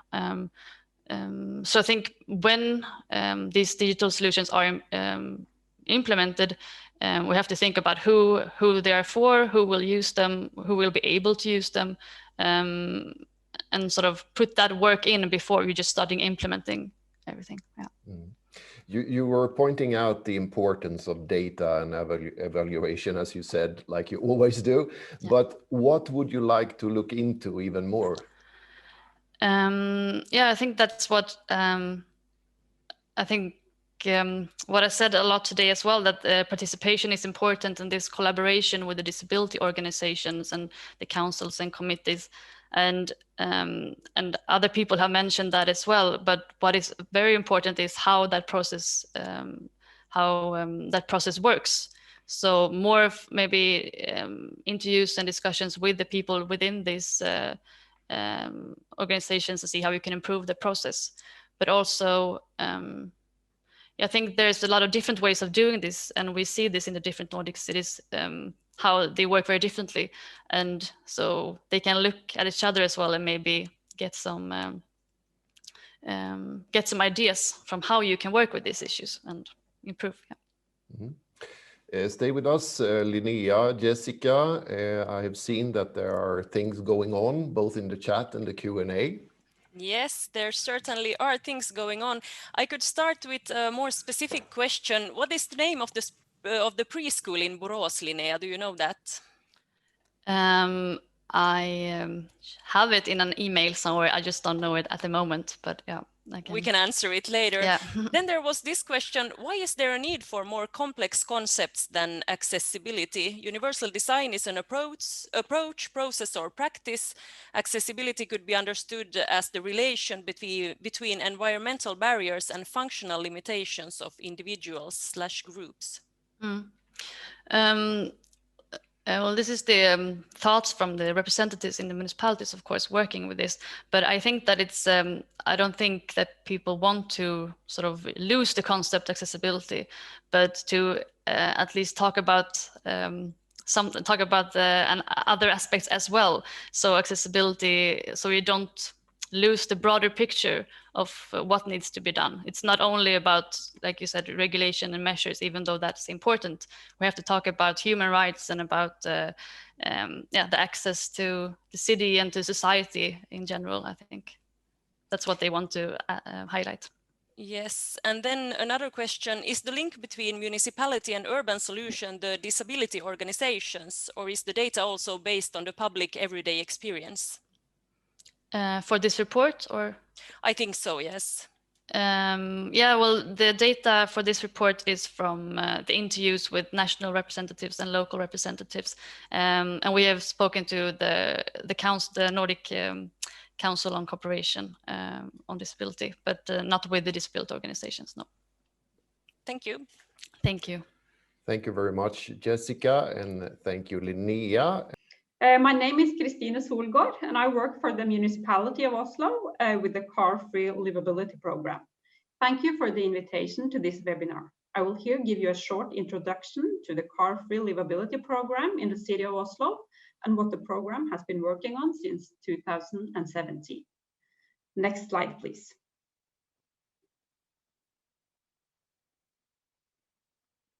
So this is Oslo. Oslo has a limited development zone because we are surrounded by forest protected by law, the fjord and neighboring municipalities. When the program started, the area of the Car-Free Livability program was the yellow area in the middle of this photo. It stretches from Oslo Central Station in the east to the Royal Palace in the west. The Car-Free Livability program did not just pop up overnight. Since the early 1990s, Oslo has been working on traffic solutions to move cars away from the surface. But it was in 2015 when the Red-Green Coalition city government was formed that the idea about the Car-Free Livability program became reality through their declaration for 2015 to 2019. So what is the Car-Free Livability program? Well, let's start by telling you what it is not. It is not completely car-free. The Car-Free Livability Initiative was established to create a greener and more inclusive city with space for everyone. The program is about giving the city and its streets back to the people and creating a better city environment and increased levels of city life for all, using car-free zones and reduced traffic as tools to achieve this. Next slide, please. From this year, the program has expanded and is now moving into more populated areas, Tøyen and Grønland, as you can see in this map. The first measures are already established in this area and more are to come in the next years. Next slide, please. So, how are we doing it? We like to say that the program is a toolkit of both physical measures and processes which we have implemented together to increase livability in the city. In total, we have removed 760 street parking spots, but to remove them is not enough. You must fill empty parking spaces with meaning. Some of the parking spots have been filled with so-called parklets, structures the size of a parking spot designed with benches, flower pots, or even trees. Other parking places have been reassigned to disabled parking, so that the total of parking for people with disabilities have been increased with over 50%. The logistics of a city need to work as well. So some parking has also been reassigned to delivery vehicles. We have looked at the needs of the city and established more drinking water fountains, a new public toilet, and a wide range of benches to rest on. Over 80 new public benches have been placed within the car-free area, and even more seating have been provided to the city through different parklets.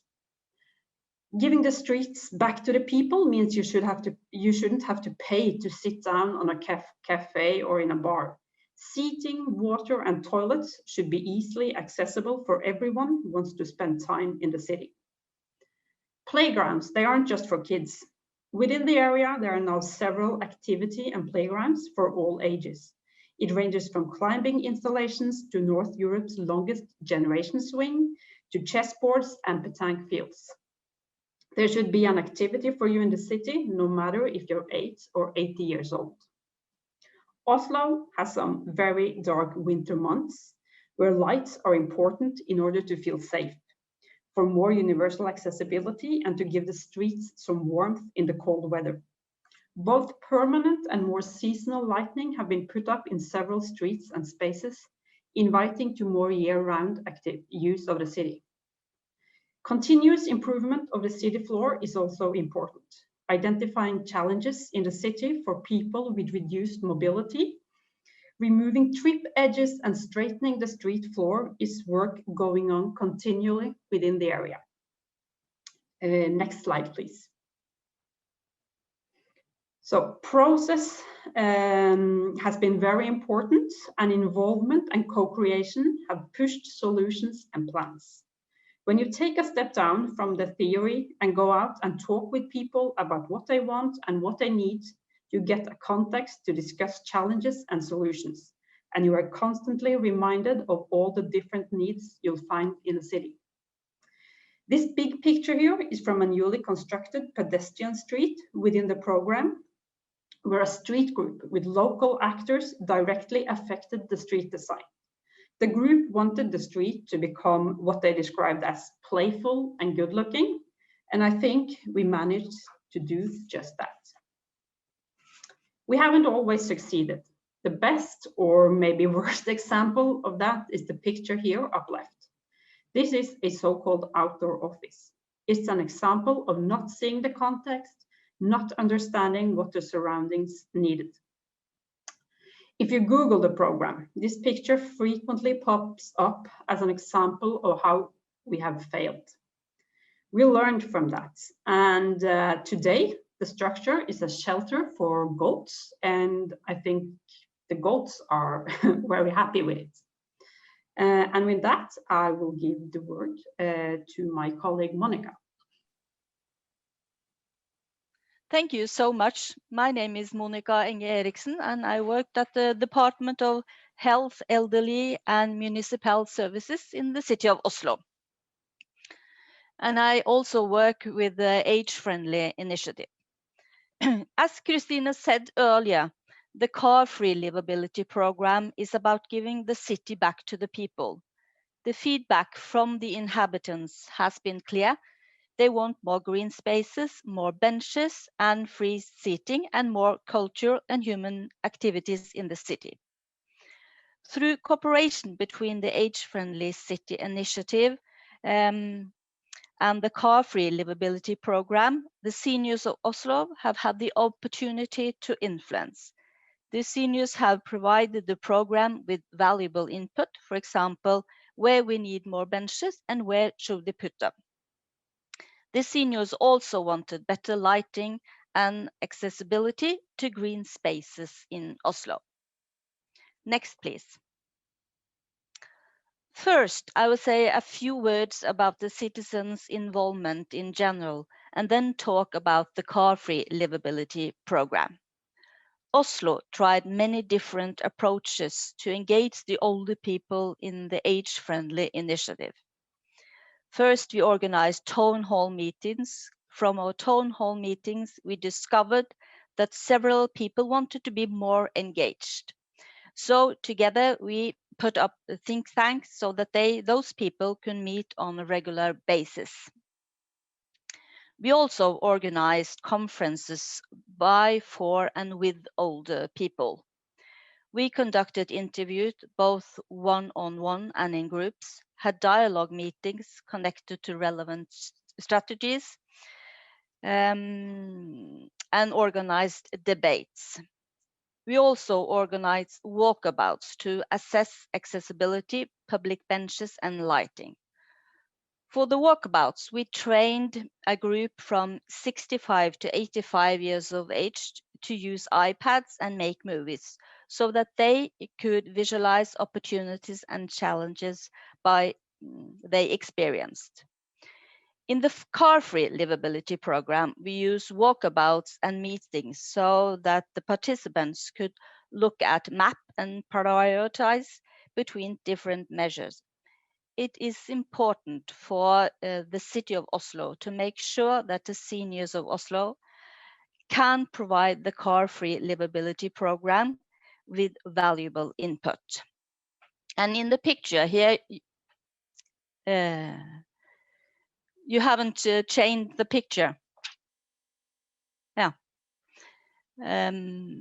Yeah, and in the picture here, you can see the walkabouts, and the walkabouts have resulted in almost 100 age-friendly benches, many trees, and unfortunately, just one public toilet, and a playground in Myntgata with a swing made for kids and elderly. Next, please. And finally, here are two pictures from the center of Oslo. On the left-hand side, the Kontraskjæret, an age-friendly web bench, is 45 centimeters in seat height, has an armrest and has a backrest. The other picture is from Tordenskiolds gate. This is not an age-friendly bench, but because it lacks of armrest, but it is possible for many people to use this. Thank you. If you have any questions to the best practice speakers, just type them in the chat and we will get back to them in the end of this session. Very exciting presentation. Thank you very much. And we will stay in Oslo and I will call for Mats Nakkerud and we will talk about the Sandaker ballspace. Please Hello, go ahead, everybody. Mats. I hope you hear me. We do. First, thanks for the possibility of presenting this exciting process at Sandaker ballspace. Here you see a picture taken from the big block with the 14 floors where most of the old people that took part in the process live. This picture is from the opening day 1 year ago in September last year. And I'll tell you a little bit more about the process. The next, please. Here you can see a rather gray park the year before we started the total makeover. The only positive thing is the space at the bottom where some local volunteers every year has made a nice surface for skating. But during the summertime, this ball space was in the recent years quite quiet and not very much in use. Next, please. We started the process about 6 years ago, talking to mostly the old people living in the big block next to the park. We made some inspections, met people in the park. We got some tiny wishes from some of the people living there, wanting one more bench. And yeah, quite small things, but we made a process out of it, talking to different stakeholders in the area. Next, please. We also arranged what we call the Turtle Parliament. That was because we made a sculpture in 2014 called the Turtle. You can see it in the background on the left there. In this parliament, that was a stand we set up every Thursday afternoon, talking to people in the district about challenges and what they wanted. And at this Turtle Parliament, we also discussed with people what should we do with Sandaker ballspace. Next, please.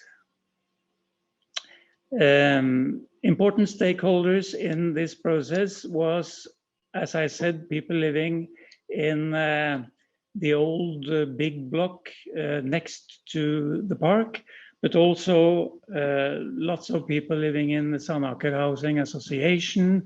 It's about 350 flats in that association surrounding the park.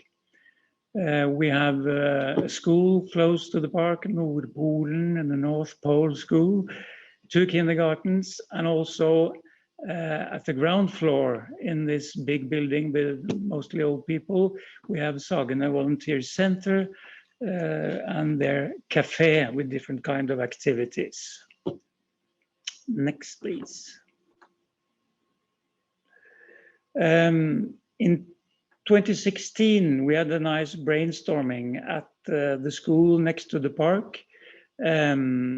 We picked up lots of suggestions and wishes from the stakeholders. We made preparations based on that for a workshop at the Volunteer Centre in the autumn that year.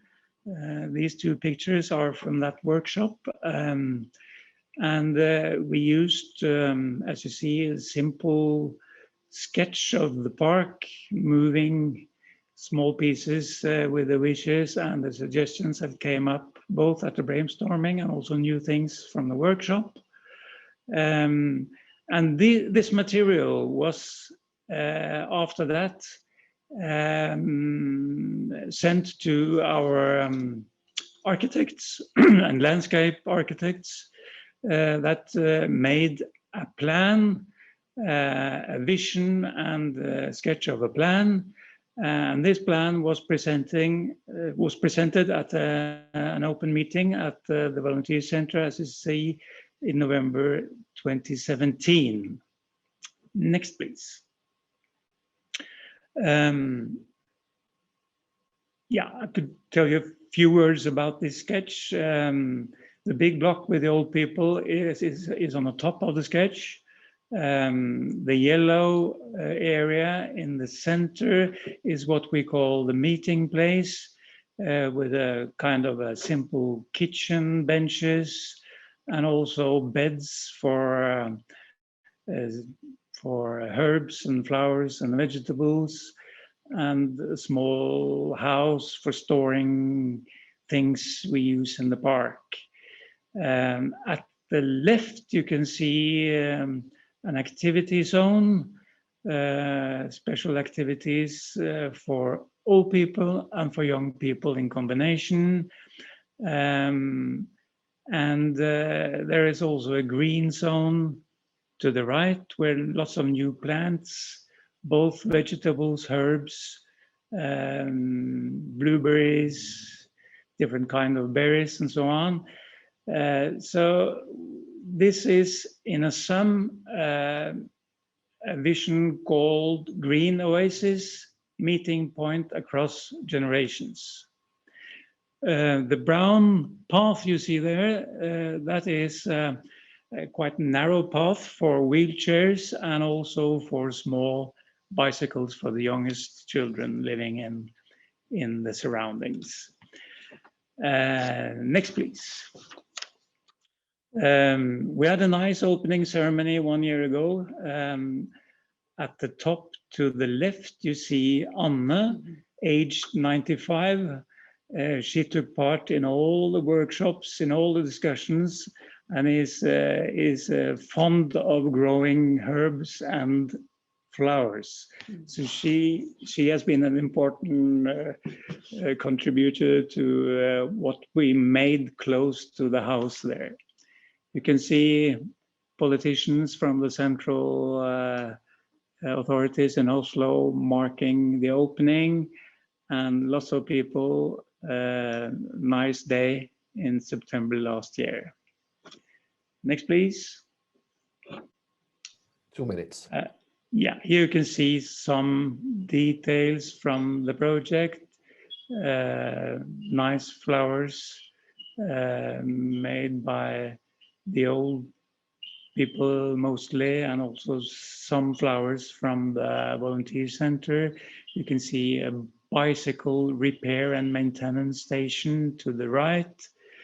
You can see simple things for activities down there to the left. Both children and old people can use these things, and you can see also a bench with pedals.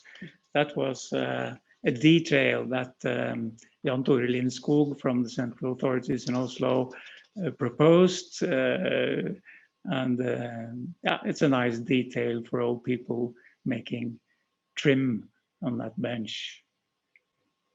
And the next, please. Earlier, there was ball activities in this small park in Torshov in Oslo. Now it's only a petanque possibility, not very much balls on the place.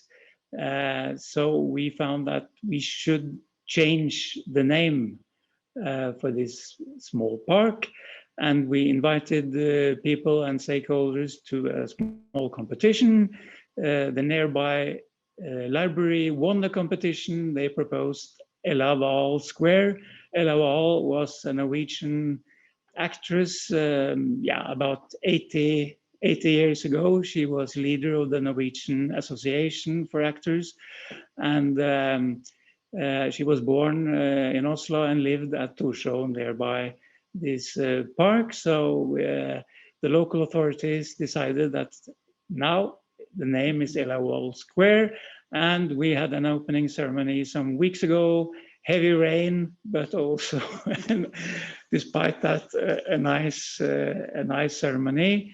And in fact a grandchild of Ella Wahl was there to talk about her grandmother, and was very happy that this square now has got her grandmother's name.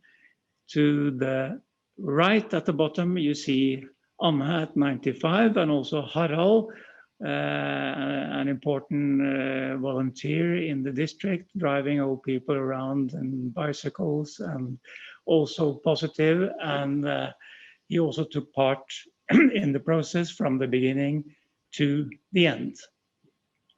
In the end, I will say thank you to different units in the municipality of Oslo, because without their contribution of money and good ideas, the project wouldn't have been possible to realize. So thanks to everybody, and also thanks to all the stakeholders around the park. I must say that Grete Skarpnes is by my side to the right. She has done a great job also with the project and organizing the old people living in the big block there. So thank you also to Grete. Thank you, Mats, for this very nice presentation. Now we will go east to Sweden and Östersund, the city of Östersund, and something I think is called Champa. Please go ahead, Helene Sandahl.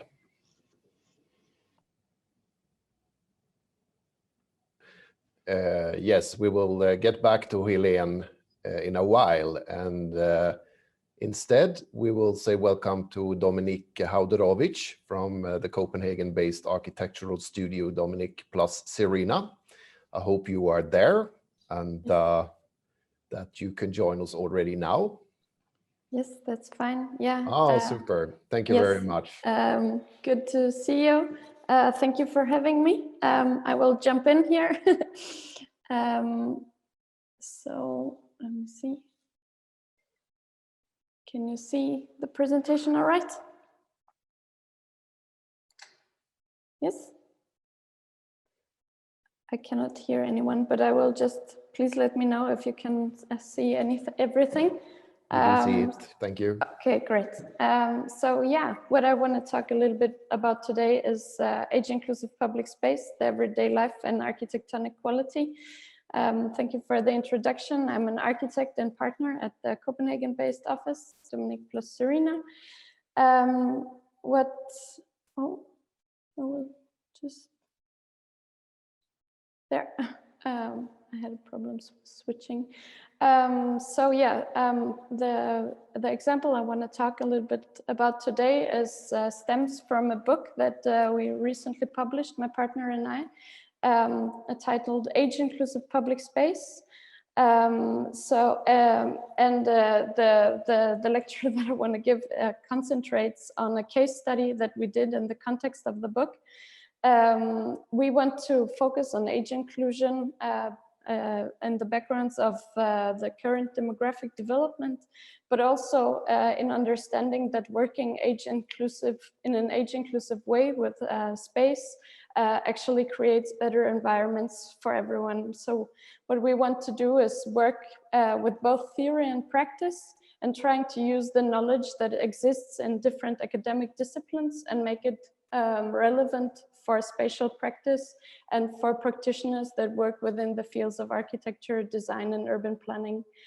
So we think there's a lot of background knowledge that needs to be translated into spatial practice. And although the book is called Age-Inclusive Public Space, of course, the concept of universal design is one aspect that we are also working with in the context of the book, trying to conceptualize these person-environment relationships. But we find that maybe the most central question when it comes to universal design is what kinds of bodies do architects imagine when designing? And what we want to do is a little bit broaden our understanding of who the people are that are going to use the environment that we're creating. So maybe we don't always focus on the active children or the teenagers in the skate park, but try to create holistic environments that can be relevant to multiple people at the same time.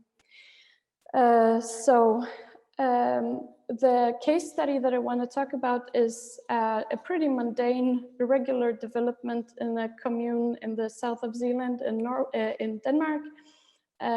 So there is a small rural town with a main street here, a lot of houses, a nursing home here, some senior housing in the north of the site, a kindergarten here, but otherwise a pretty standard project as you would find it in many communes.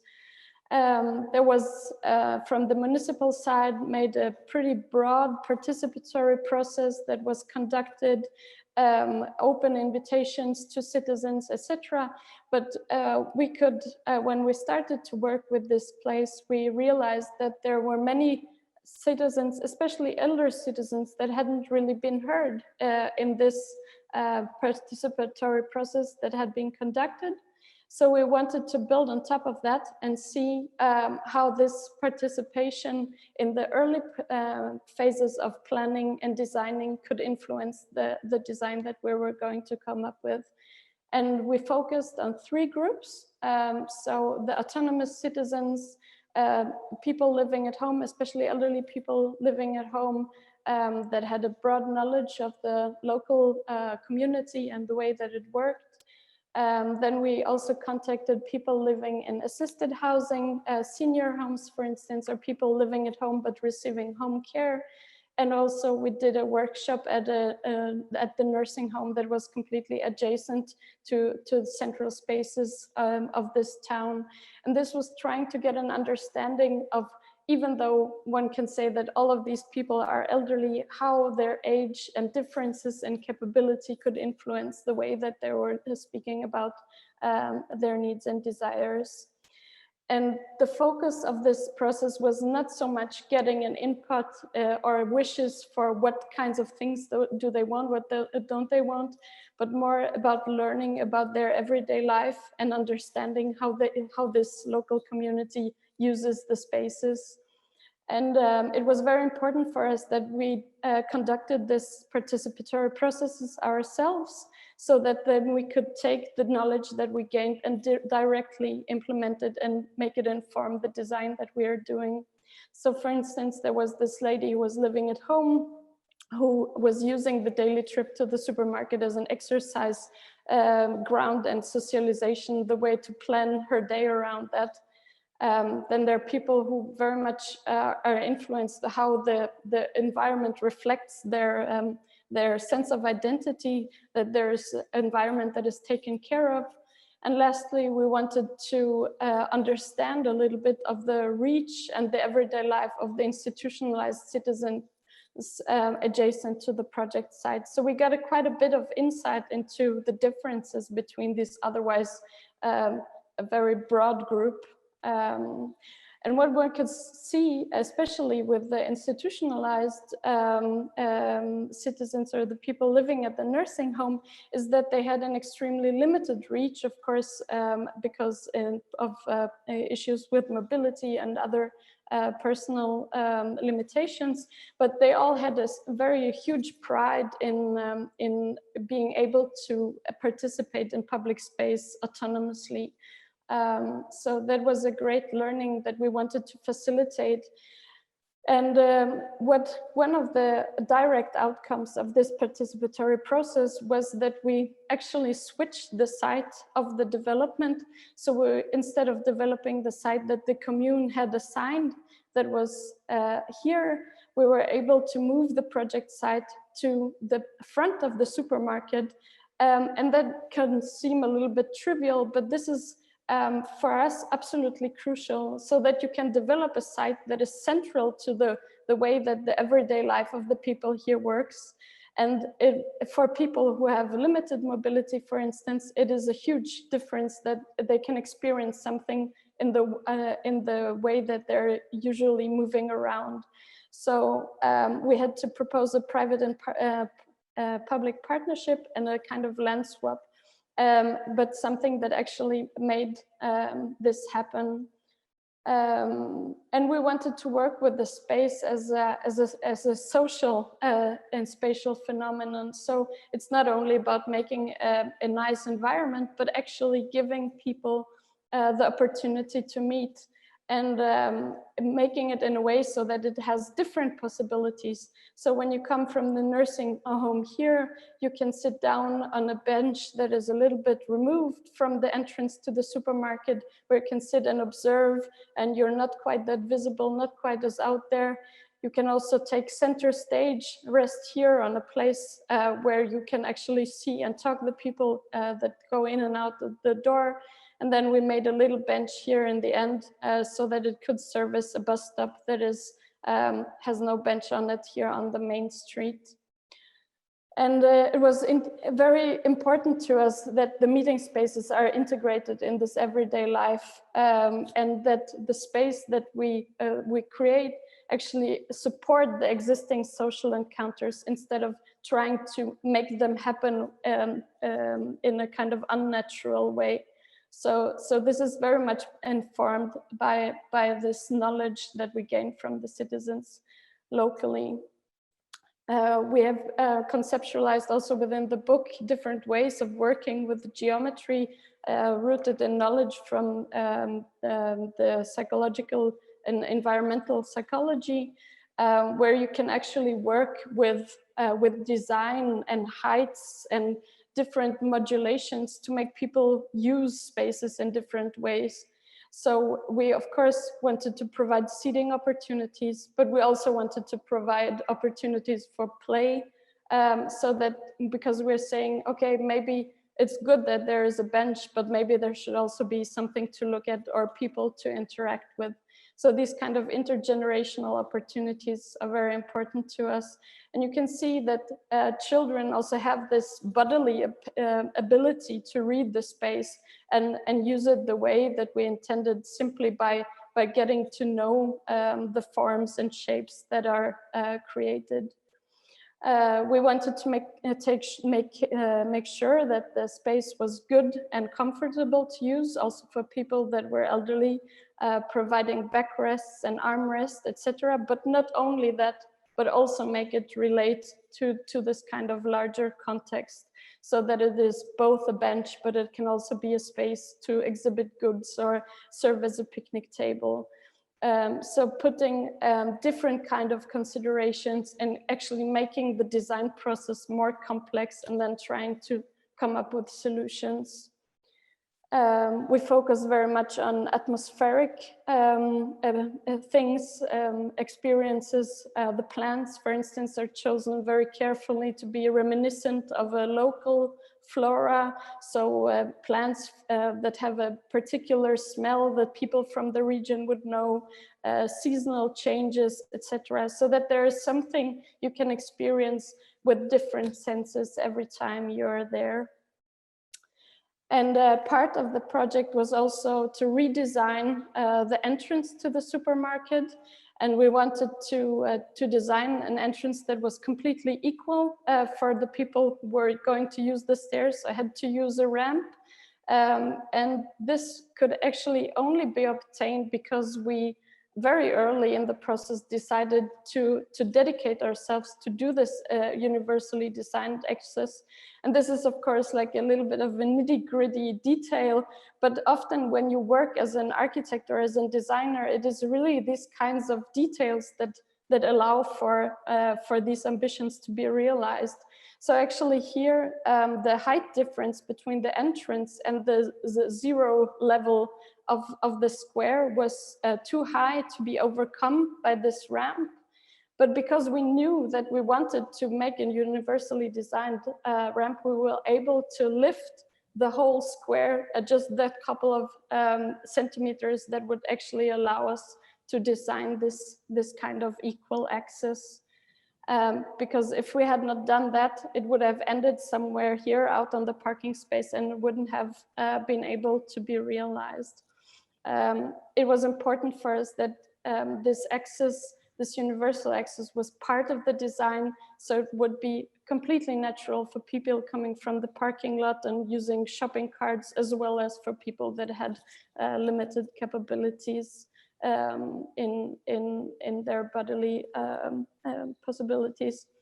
And this kind of detailing that also was important for us to say that this universal design access is not something particular, but you read it as an integrated whole of the design, so that the handrail that you use is not a special handrail, it's the handrail that everyone is using. The concrete that holds the wheels in place is part of the integrated design, so that it doesn't create any distinction between people of different capabilities, but using this kind of holistic image of creating a world that is in environments that are accessible and work well for different people, whatever their capabilities might be.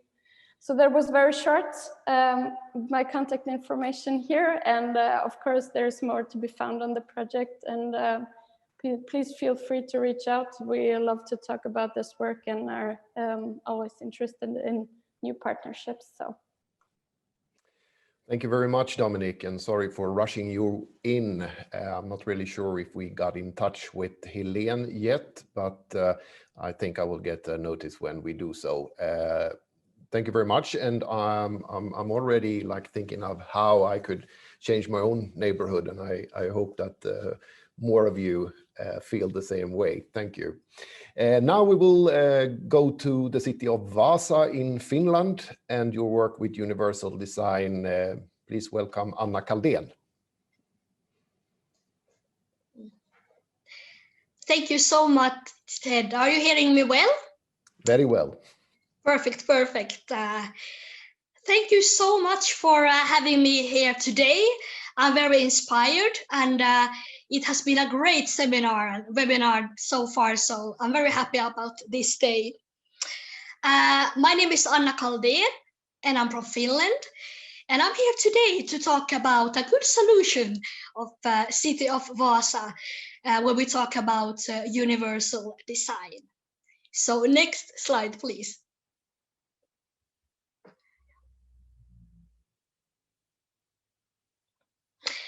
First, short about me. I used to describe myself as an incurable optimist, and I'm also a Swedish-speaking Finn. And I want to bring that up because we are a minority in Finland. And as a disabled person, we used to say that we are a minority in the minority. And as an optimist, I face many challenges in this work. But as an optimist, it goes it goes well to develop these questions. I'm a Bachelor of Healthcare and Social Service, and I'm also a coordinator at SAMS, Samarbetsförbundet kring funktionshinder.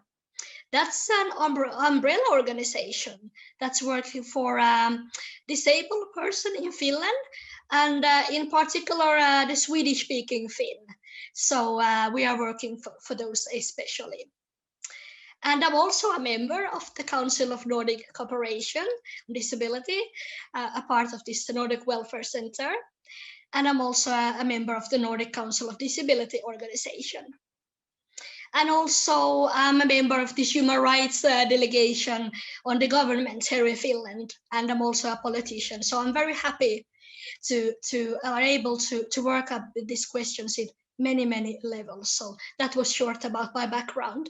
Please, next slide, please.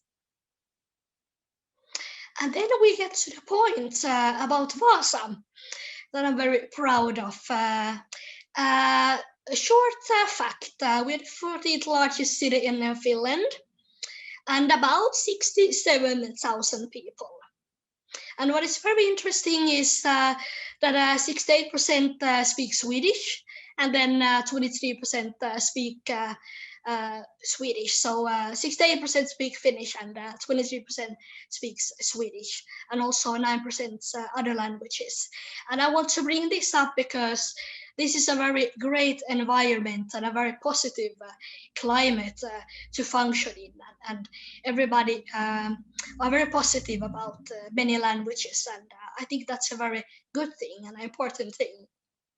And also I'm proud to present that Vaasa is the home of 5 higher education institutions. And we also have a beautiful nature. So I warmly welcome you to Vaasa. It's a very beautiful city. Next slide, please.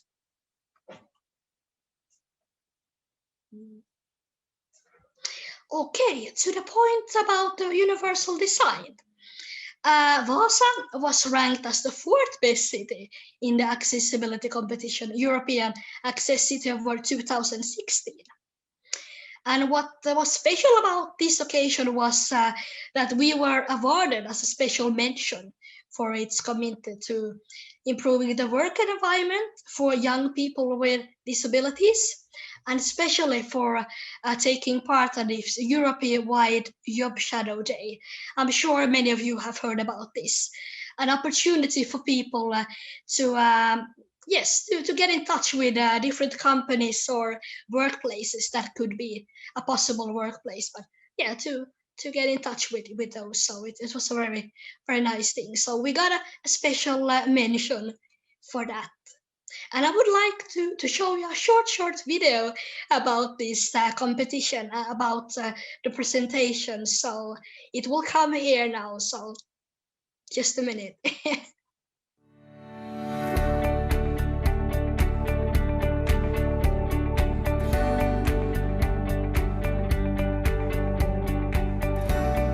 Vaasa is a coastal university town which has long been the centre of Finland's Swedish culture. In 1918, the city was the capital of Finland for just over 3 months, Today, about a fifth of its residents are over 65 years old, and Vaasa is committed to finding solutions for the challenges caused by ageing and to promote accessibility both for its older population and for the 2,000 residents who use disability services. The city is awarded a special mention for its commitment to improving the working environment of its older and disabled populations.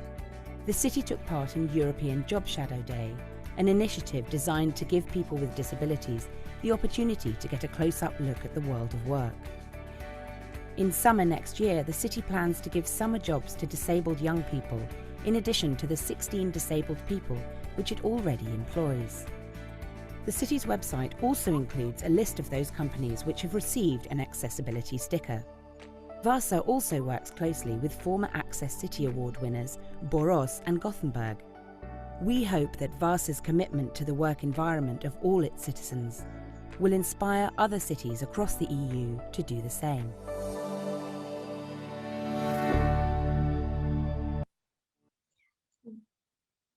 Thank you so much. That was a short video of this competition and our work. And as you see, we have also great cooperation with Sweden and also many other cities in the Nordic countries. So that's a very good thing. So Vaasa is one of the 7 cities in Finland with an accessibility coordinator who works with accessibility issues full-time. And it was nice to hear you, Linnea, talk earlier about this Tampere situation, that they are calling that the coordinator as an equality coordinator. And I think that's a very good thing. And I hope that we here in Vaasa also could bring that on. So this is a good chance to work with these issues in full time and also to improve the situation in a maybe larger way, because we are also having very good contact with politicians also and so on. So it's good for the coordinator to work with these issues full time. And for example, the coordinator then takes part in the evaluation of building permits. That's an important thing, and also gives accessibility statements. So that's a few of many tasks that the coordinator is doing. And also the Disability Council in Vaasa is an advisory cooperation body for disabled persons. Different organizations of persons with disabilities and representatives and politicians. And this is also a very good thing for the coordinator to work with, because she is the secretary of the Disability Council in Vaasa. And the Disability Council in Vaasa also have its own working group for enhancing accessibility. So this is a good thing also. So next slide, please. The City of Vaasa is mapping the needs of accessibility improvements in different parts of the city, and they're doing this on a regular basis. And for example, now this summer, we had 2 summer job person, the 2020, the accessibility in the city center area and large areas in different parts of the city were scrutinized, and observation were collected in a detailed report. And we had some young people who were this summer job and were doing this a very, very great way. So that's something we do on a regular basis.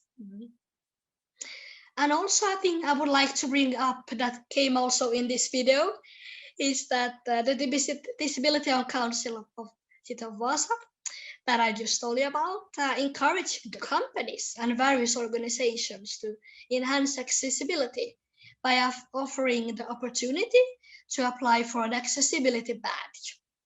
And the companies and organizations who receive this badge, they can attach the badge to, for example, a door entrance, and thus gain promotional value and visibility. And this is also a very good PR for many organizations and companies. And it feels almost like it's a competition sometimes, because everyone wants to have this and be the best in these accessibility matters. And I think it's a good way to encourage them to improve their accessibility. Next slide, please.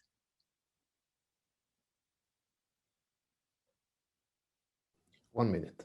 Yeah, thank you. And also the Disability Council in Vaasa announces every year a winner of an Attitude Influencer Diploma, which is given to a person or an organization, like the efforts then to promoting these attitudes that are inclusive towards people with disabilities. And it's a very nice thing also. And one thing I want to mention is that Vaasa is committed to increase employment opportunities for people with disabilities. That also was raised in this video clip. Through offering many summer job opportunities for young people with disabilities. And an example how this is working, we have a different category when people can apply for summer jobs, and different category for people who has a disability. So they would just choose that category, and then the staff of Vaasa will help them to find a workplace that is suitable for them, also with accessibility and so on. So I'm very proud of that. Next slide, please, the last one. Thank you very much. This was very short, and I could talk about this all day, but very short. And don't hesitate to ask questions, and thank you for this seminar, and have a great day. Thank you. Thank you so much, Anna, for a very nice presentation. And now I think we have connected the wires to Östersund and Helene. Are you there? Yes, I am. Can you hear Very me? well. Please go ahead. We found each other in space at Finally, last. yes. Yeah. Hi, my name is Helene Olsson Sandal, and I work at the municipality administration in Östersund as development strategist with focus on accessibility and design for all, or universal design. Picture 1 shows the main street in Östersund, and the Swedish church has arranged a rollator race. Anyway, I want to tell you about a current project called Champa Arena that our municipality is involved in. The Swedish Parasport Association, Parasport Sweden, is the project owner, and it's a Vinnova project. Östersund is one of the municipalities that participate in the project together with Eskilstuna and Malmö City. Östersund wants to be a place for winter parasport, both when it comes to daily activities and for smaller and larger events. Picture 2 show the areas in the strategy. The accessibility work in Östersund is based on a strategy document called An Östersund for All, for an inclusive society through design for all. Design for all, a universal design, advocates that what is necessary for some people can facilitate for other people and is convenient for everyone. And the strategy is support for us in the work to fulfill human rights and the Swedish disability policy. The strategy document includes 4 areas: in cooperation, interaction, knowledge, development, information, and communication. And the Champa Arena project affects all these areas. And the project goal is to make an inventory of availability of different areas of activity and communicate the information we get in different ways. Picture 3, please. Citizens shows citizens that have been involved, and one of the example of templates that we have been taken. Inventory templates have been developed through the project, and citizens with reduced mobility and visual impairment have contributed with their views on what is important to know in order to be involved in a place. It has since been compiled into the templates for the inventories. And we have then carried out inventories at different facilities and written down different values in the templates and photographed some of them. Picture 4 shows a shower that hangs too high up to reach if you sit down. And it shows an elevator in a stair outside to reach the ski lift. What happens when the snow comes there? There's no roof. And one photo shows a top cottage in the skiing area with an old ramp that takes you inside. Some things that we have checked is if there is universal toilets and how many in that case. What measure of swing space does it have? Height of toilet seat? Is the toilet paper available on both sides? Height of sink, door width, contrasts, and more. How to get to the place? By bus or by train? Is there parking? How far is the stop? Are the signs contrast? Is there a reception? Are there available spectator seats? How many in that case? Can you sit with friends or family if you are in a wheelchair? Is there any parasport activity in the place? And a lot of other things.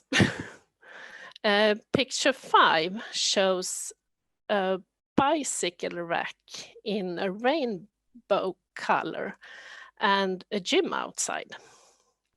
We have noticed several examples of facilities that already are accessible, and some facilities with smaller improvements could become so much more accessible.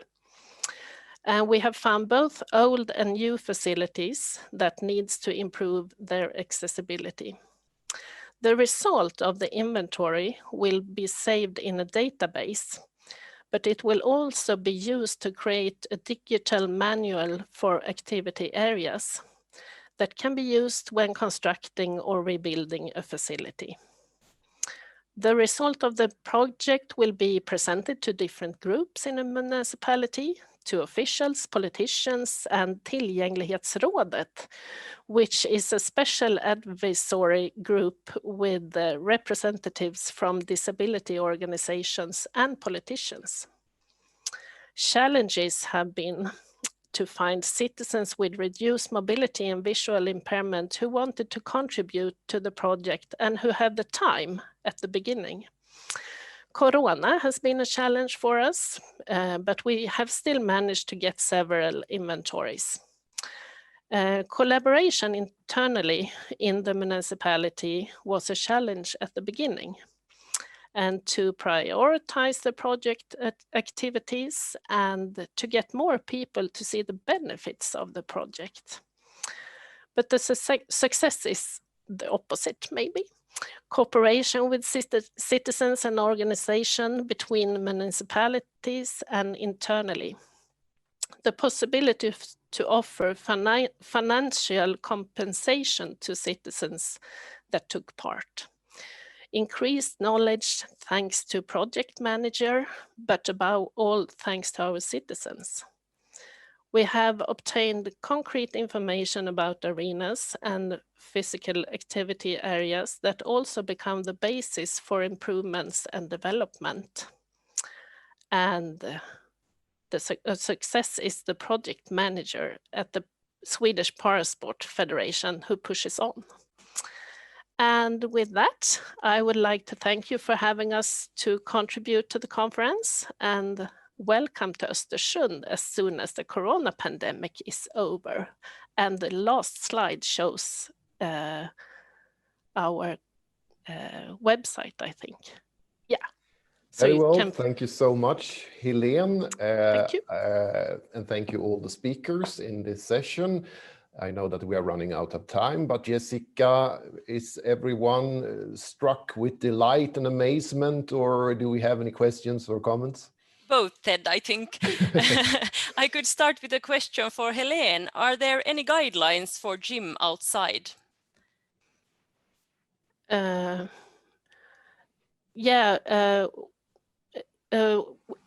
can't say that there are right now, but it's supposed to be in this manual, digital manual that is going to be the result of the project. All right, thank you. And then we have a question for the car-free project in Oslo. What is the experience of ordinary people using the handicap parking spaces? Well, of course, when you make changes like this, there will be people not seeing the new signs, and they will just act like they've always done and park on the places they've always parked on. I think in the beginning there was a great percentage of wrong parking in the area. And that was especially, they were especially using the delivery spots as parking and respecting more the disability parking. But this has decreased during the years when people have like getting to know the new signs and how the area works now. Thank you. And the last question is for Dominique. How did you find or map the group of participants?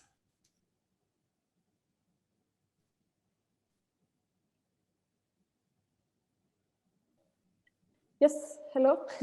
I'm sorry. Yeah, so some of the participants we had, as I tried to show in this overview, that I made some of them we made directly contact with. Yes, some of the people we made direct contact with through I'm sorry, I'm going to start again.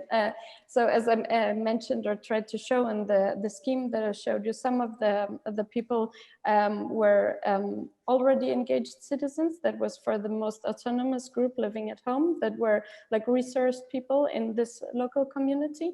And otherwise, we actually had a great collaboration with the health department of the commune that were able to point us to different key people that also provided care for elderly in this area. So we were able to use like the contacts through the institution as well to reach different kinds of citizens, and that was actually a huge help to also connect with the health department of the commune to be an active participant in the process. Thank you very much, and I would like to thank everybody for participating very well in the chat and the question and answer function. Thank you. Thank you, Jessica. Some final remarks, or maybe a super short summary. Kai Koivuniemi from Nordic Welfare Centre. What is your overall assessment of the webinar? Well, yes, good afternoon, everybody. I'm not going to make a summary. Actually, I think I would just give a very short conclusive words and thanks to everybody, because it has been really a broad cooperation this webinar, and I think we have succeeded very well in spite of some very small technical challenges. But I think we have anyway succeeded to sharing knowledge, experiences, and good practice.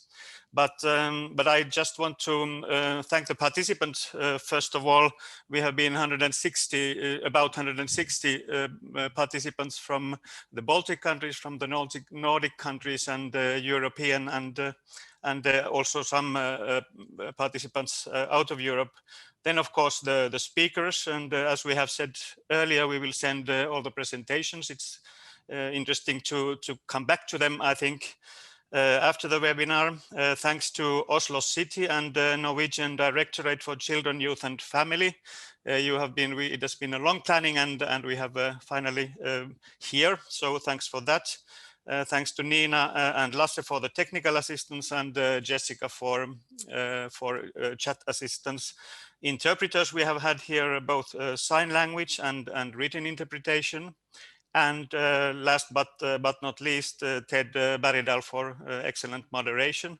We have almost kept the time, and you have kept up the spirit, which is not also always easy in this kind of digital setting. So thanks for that.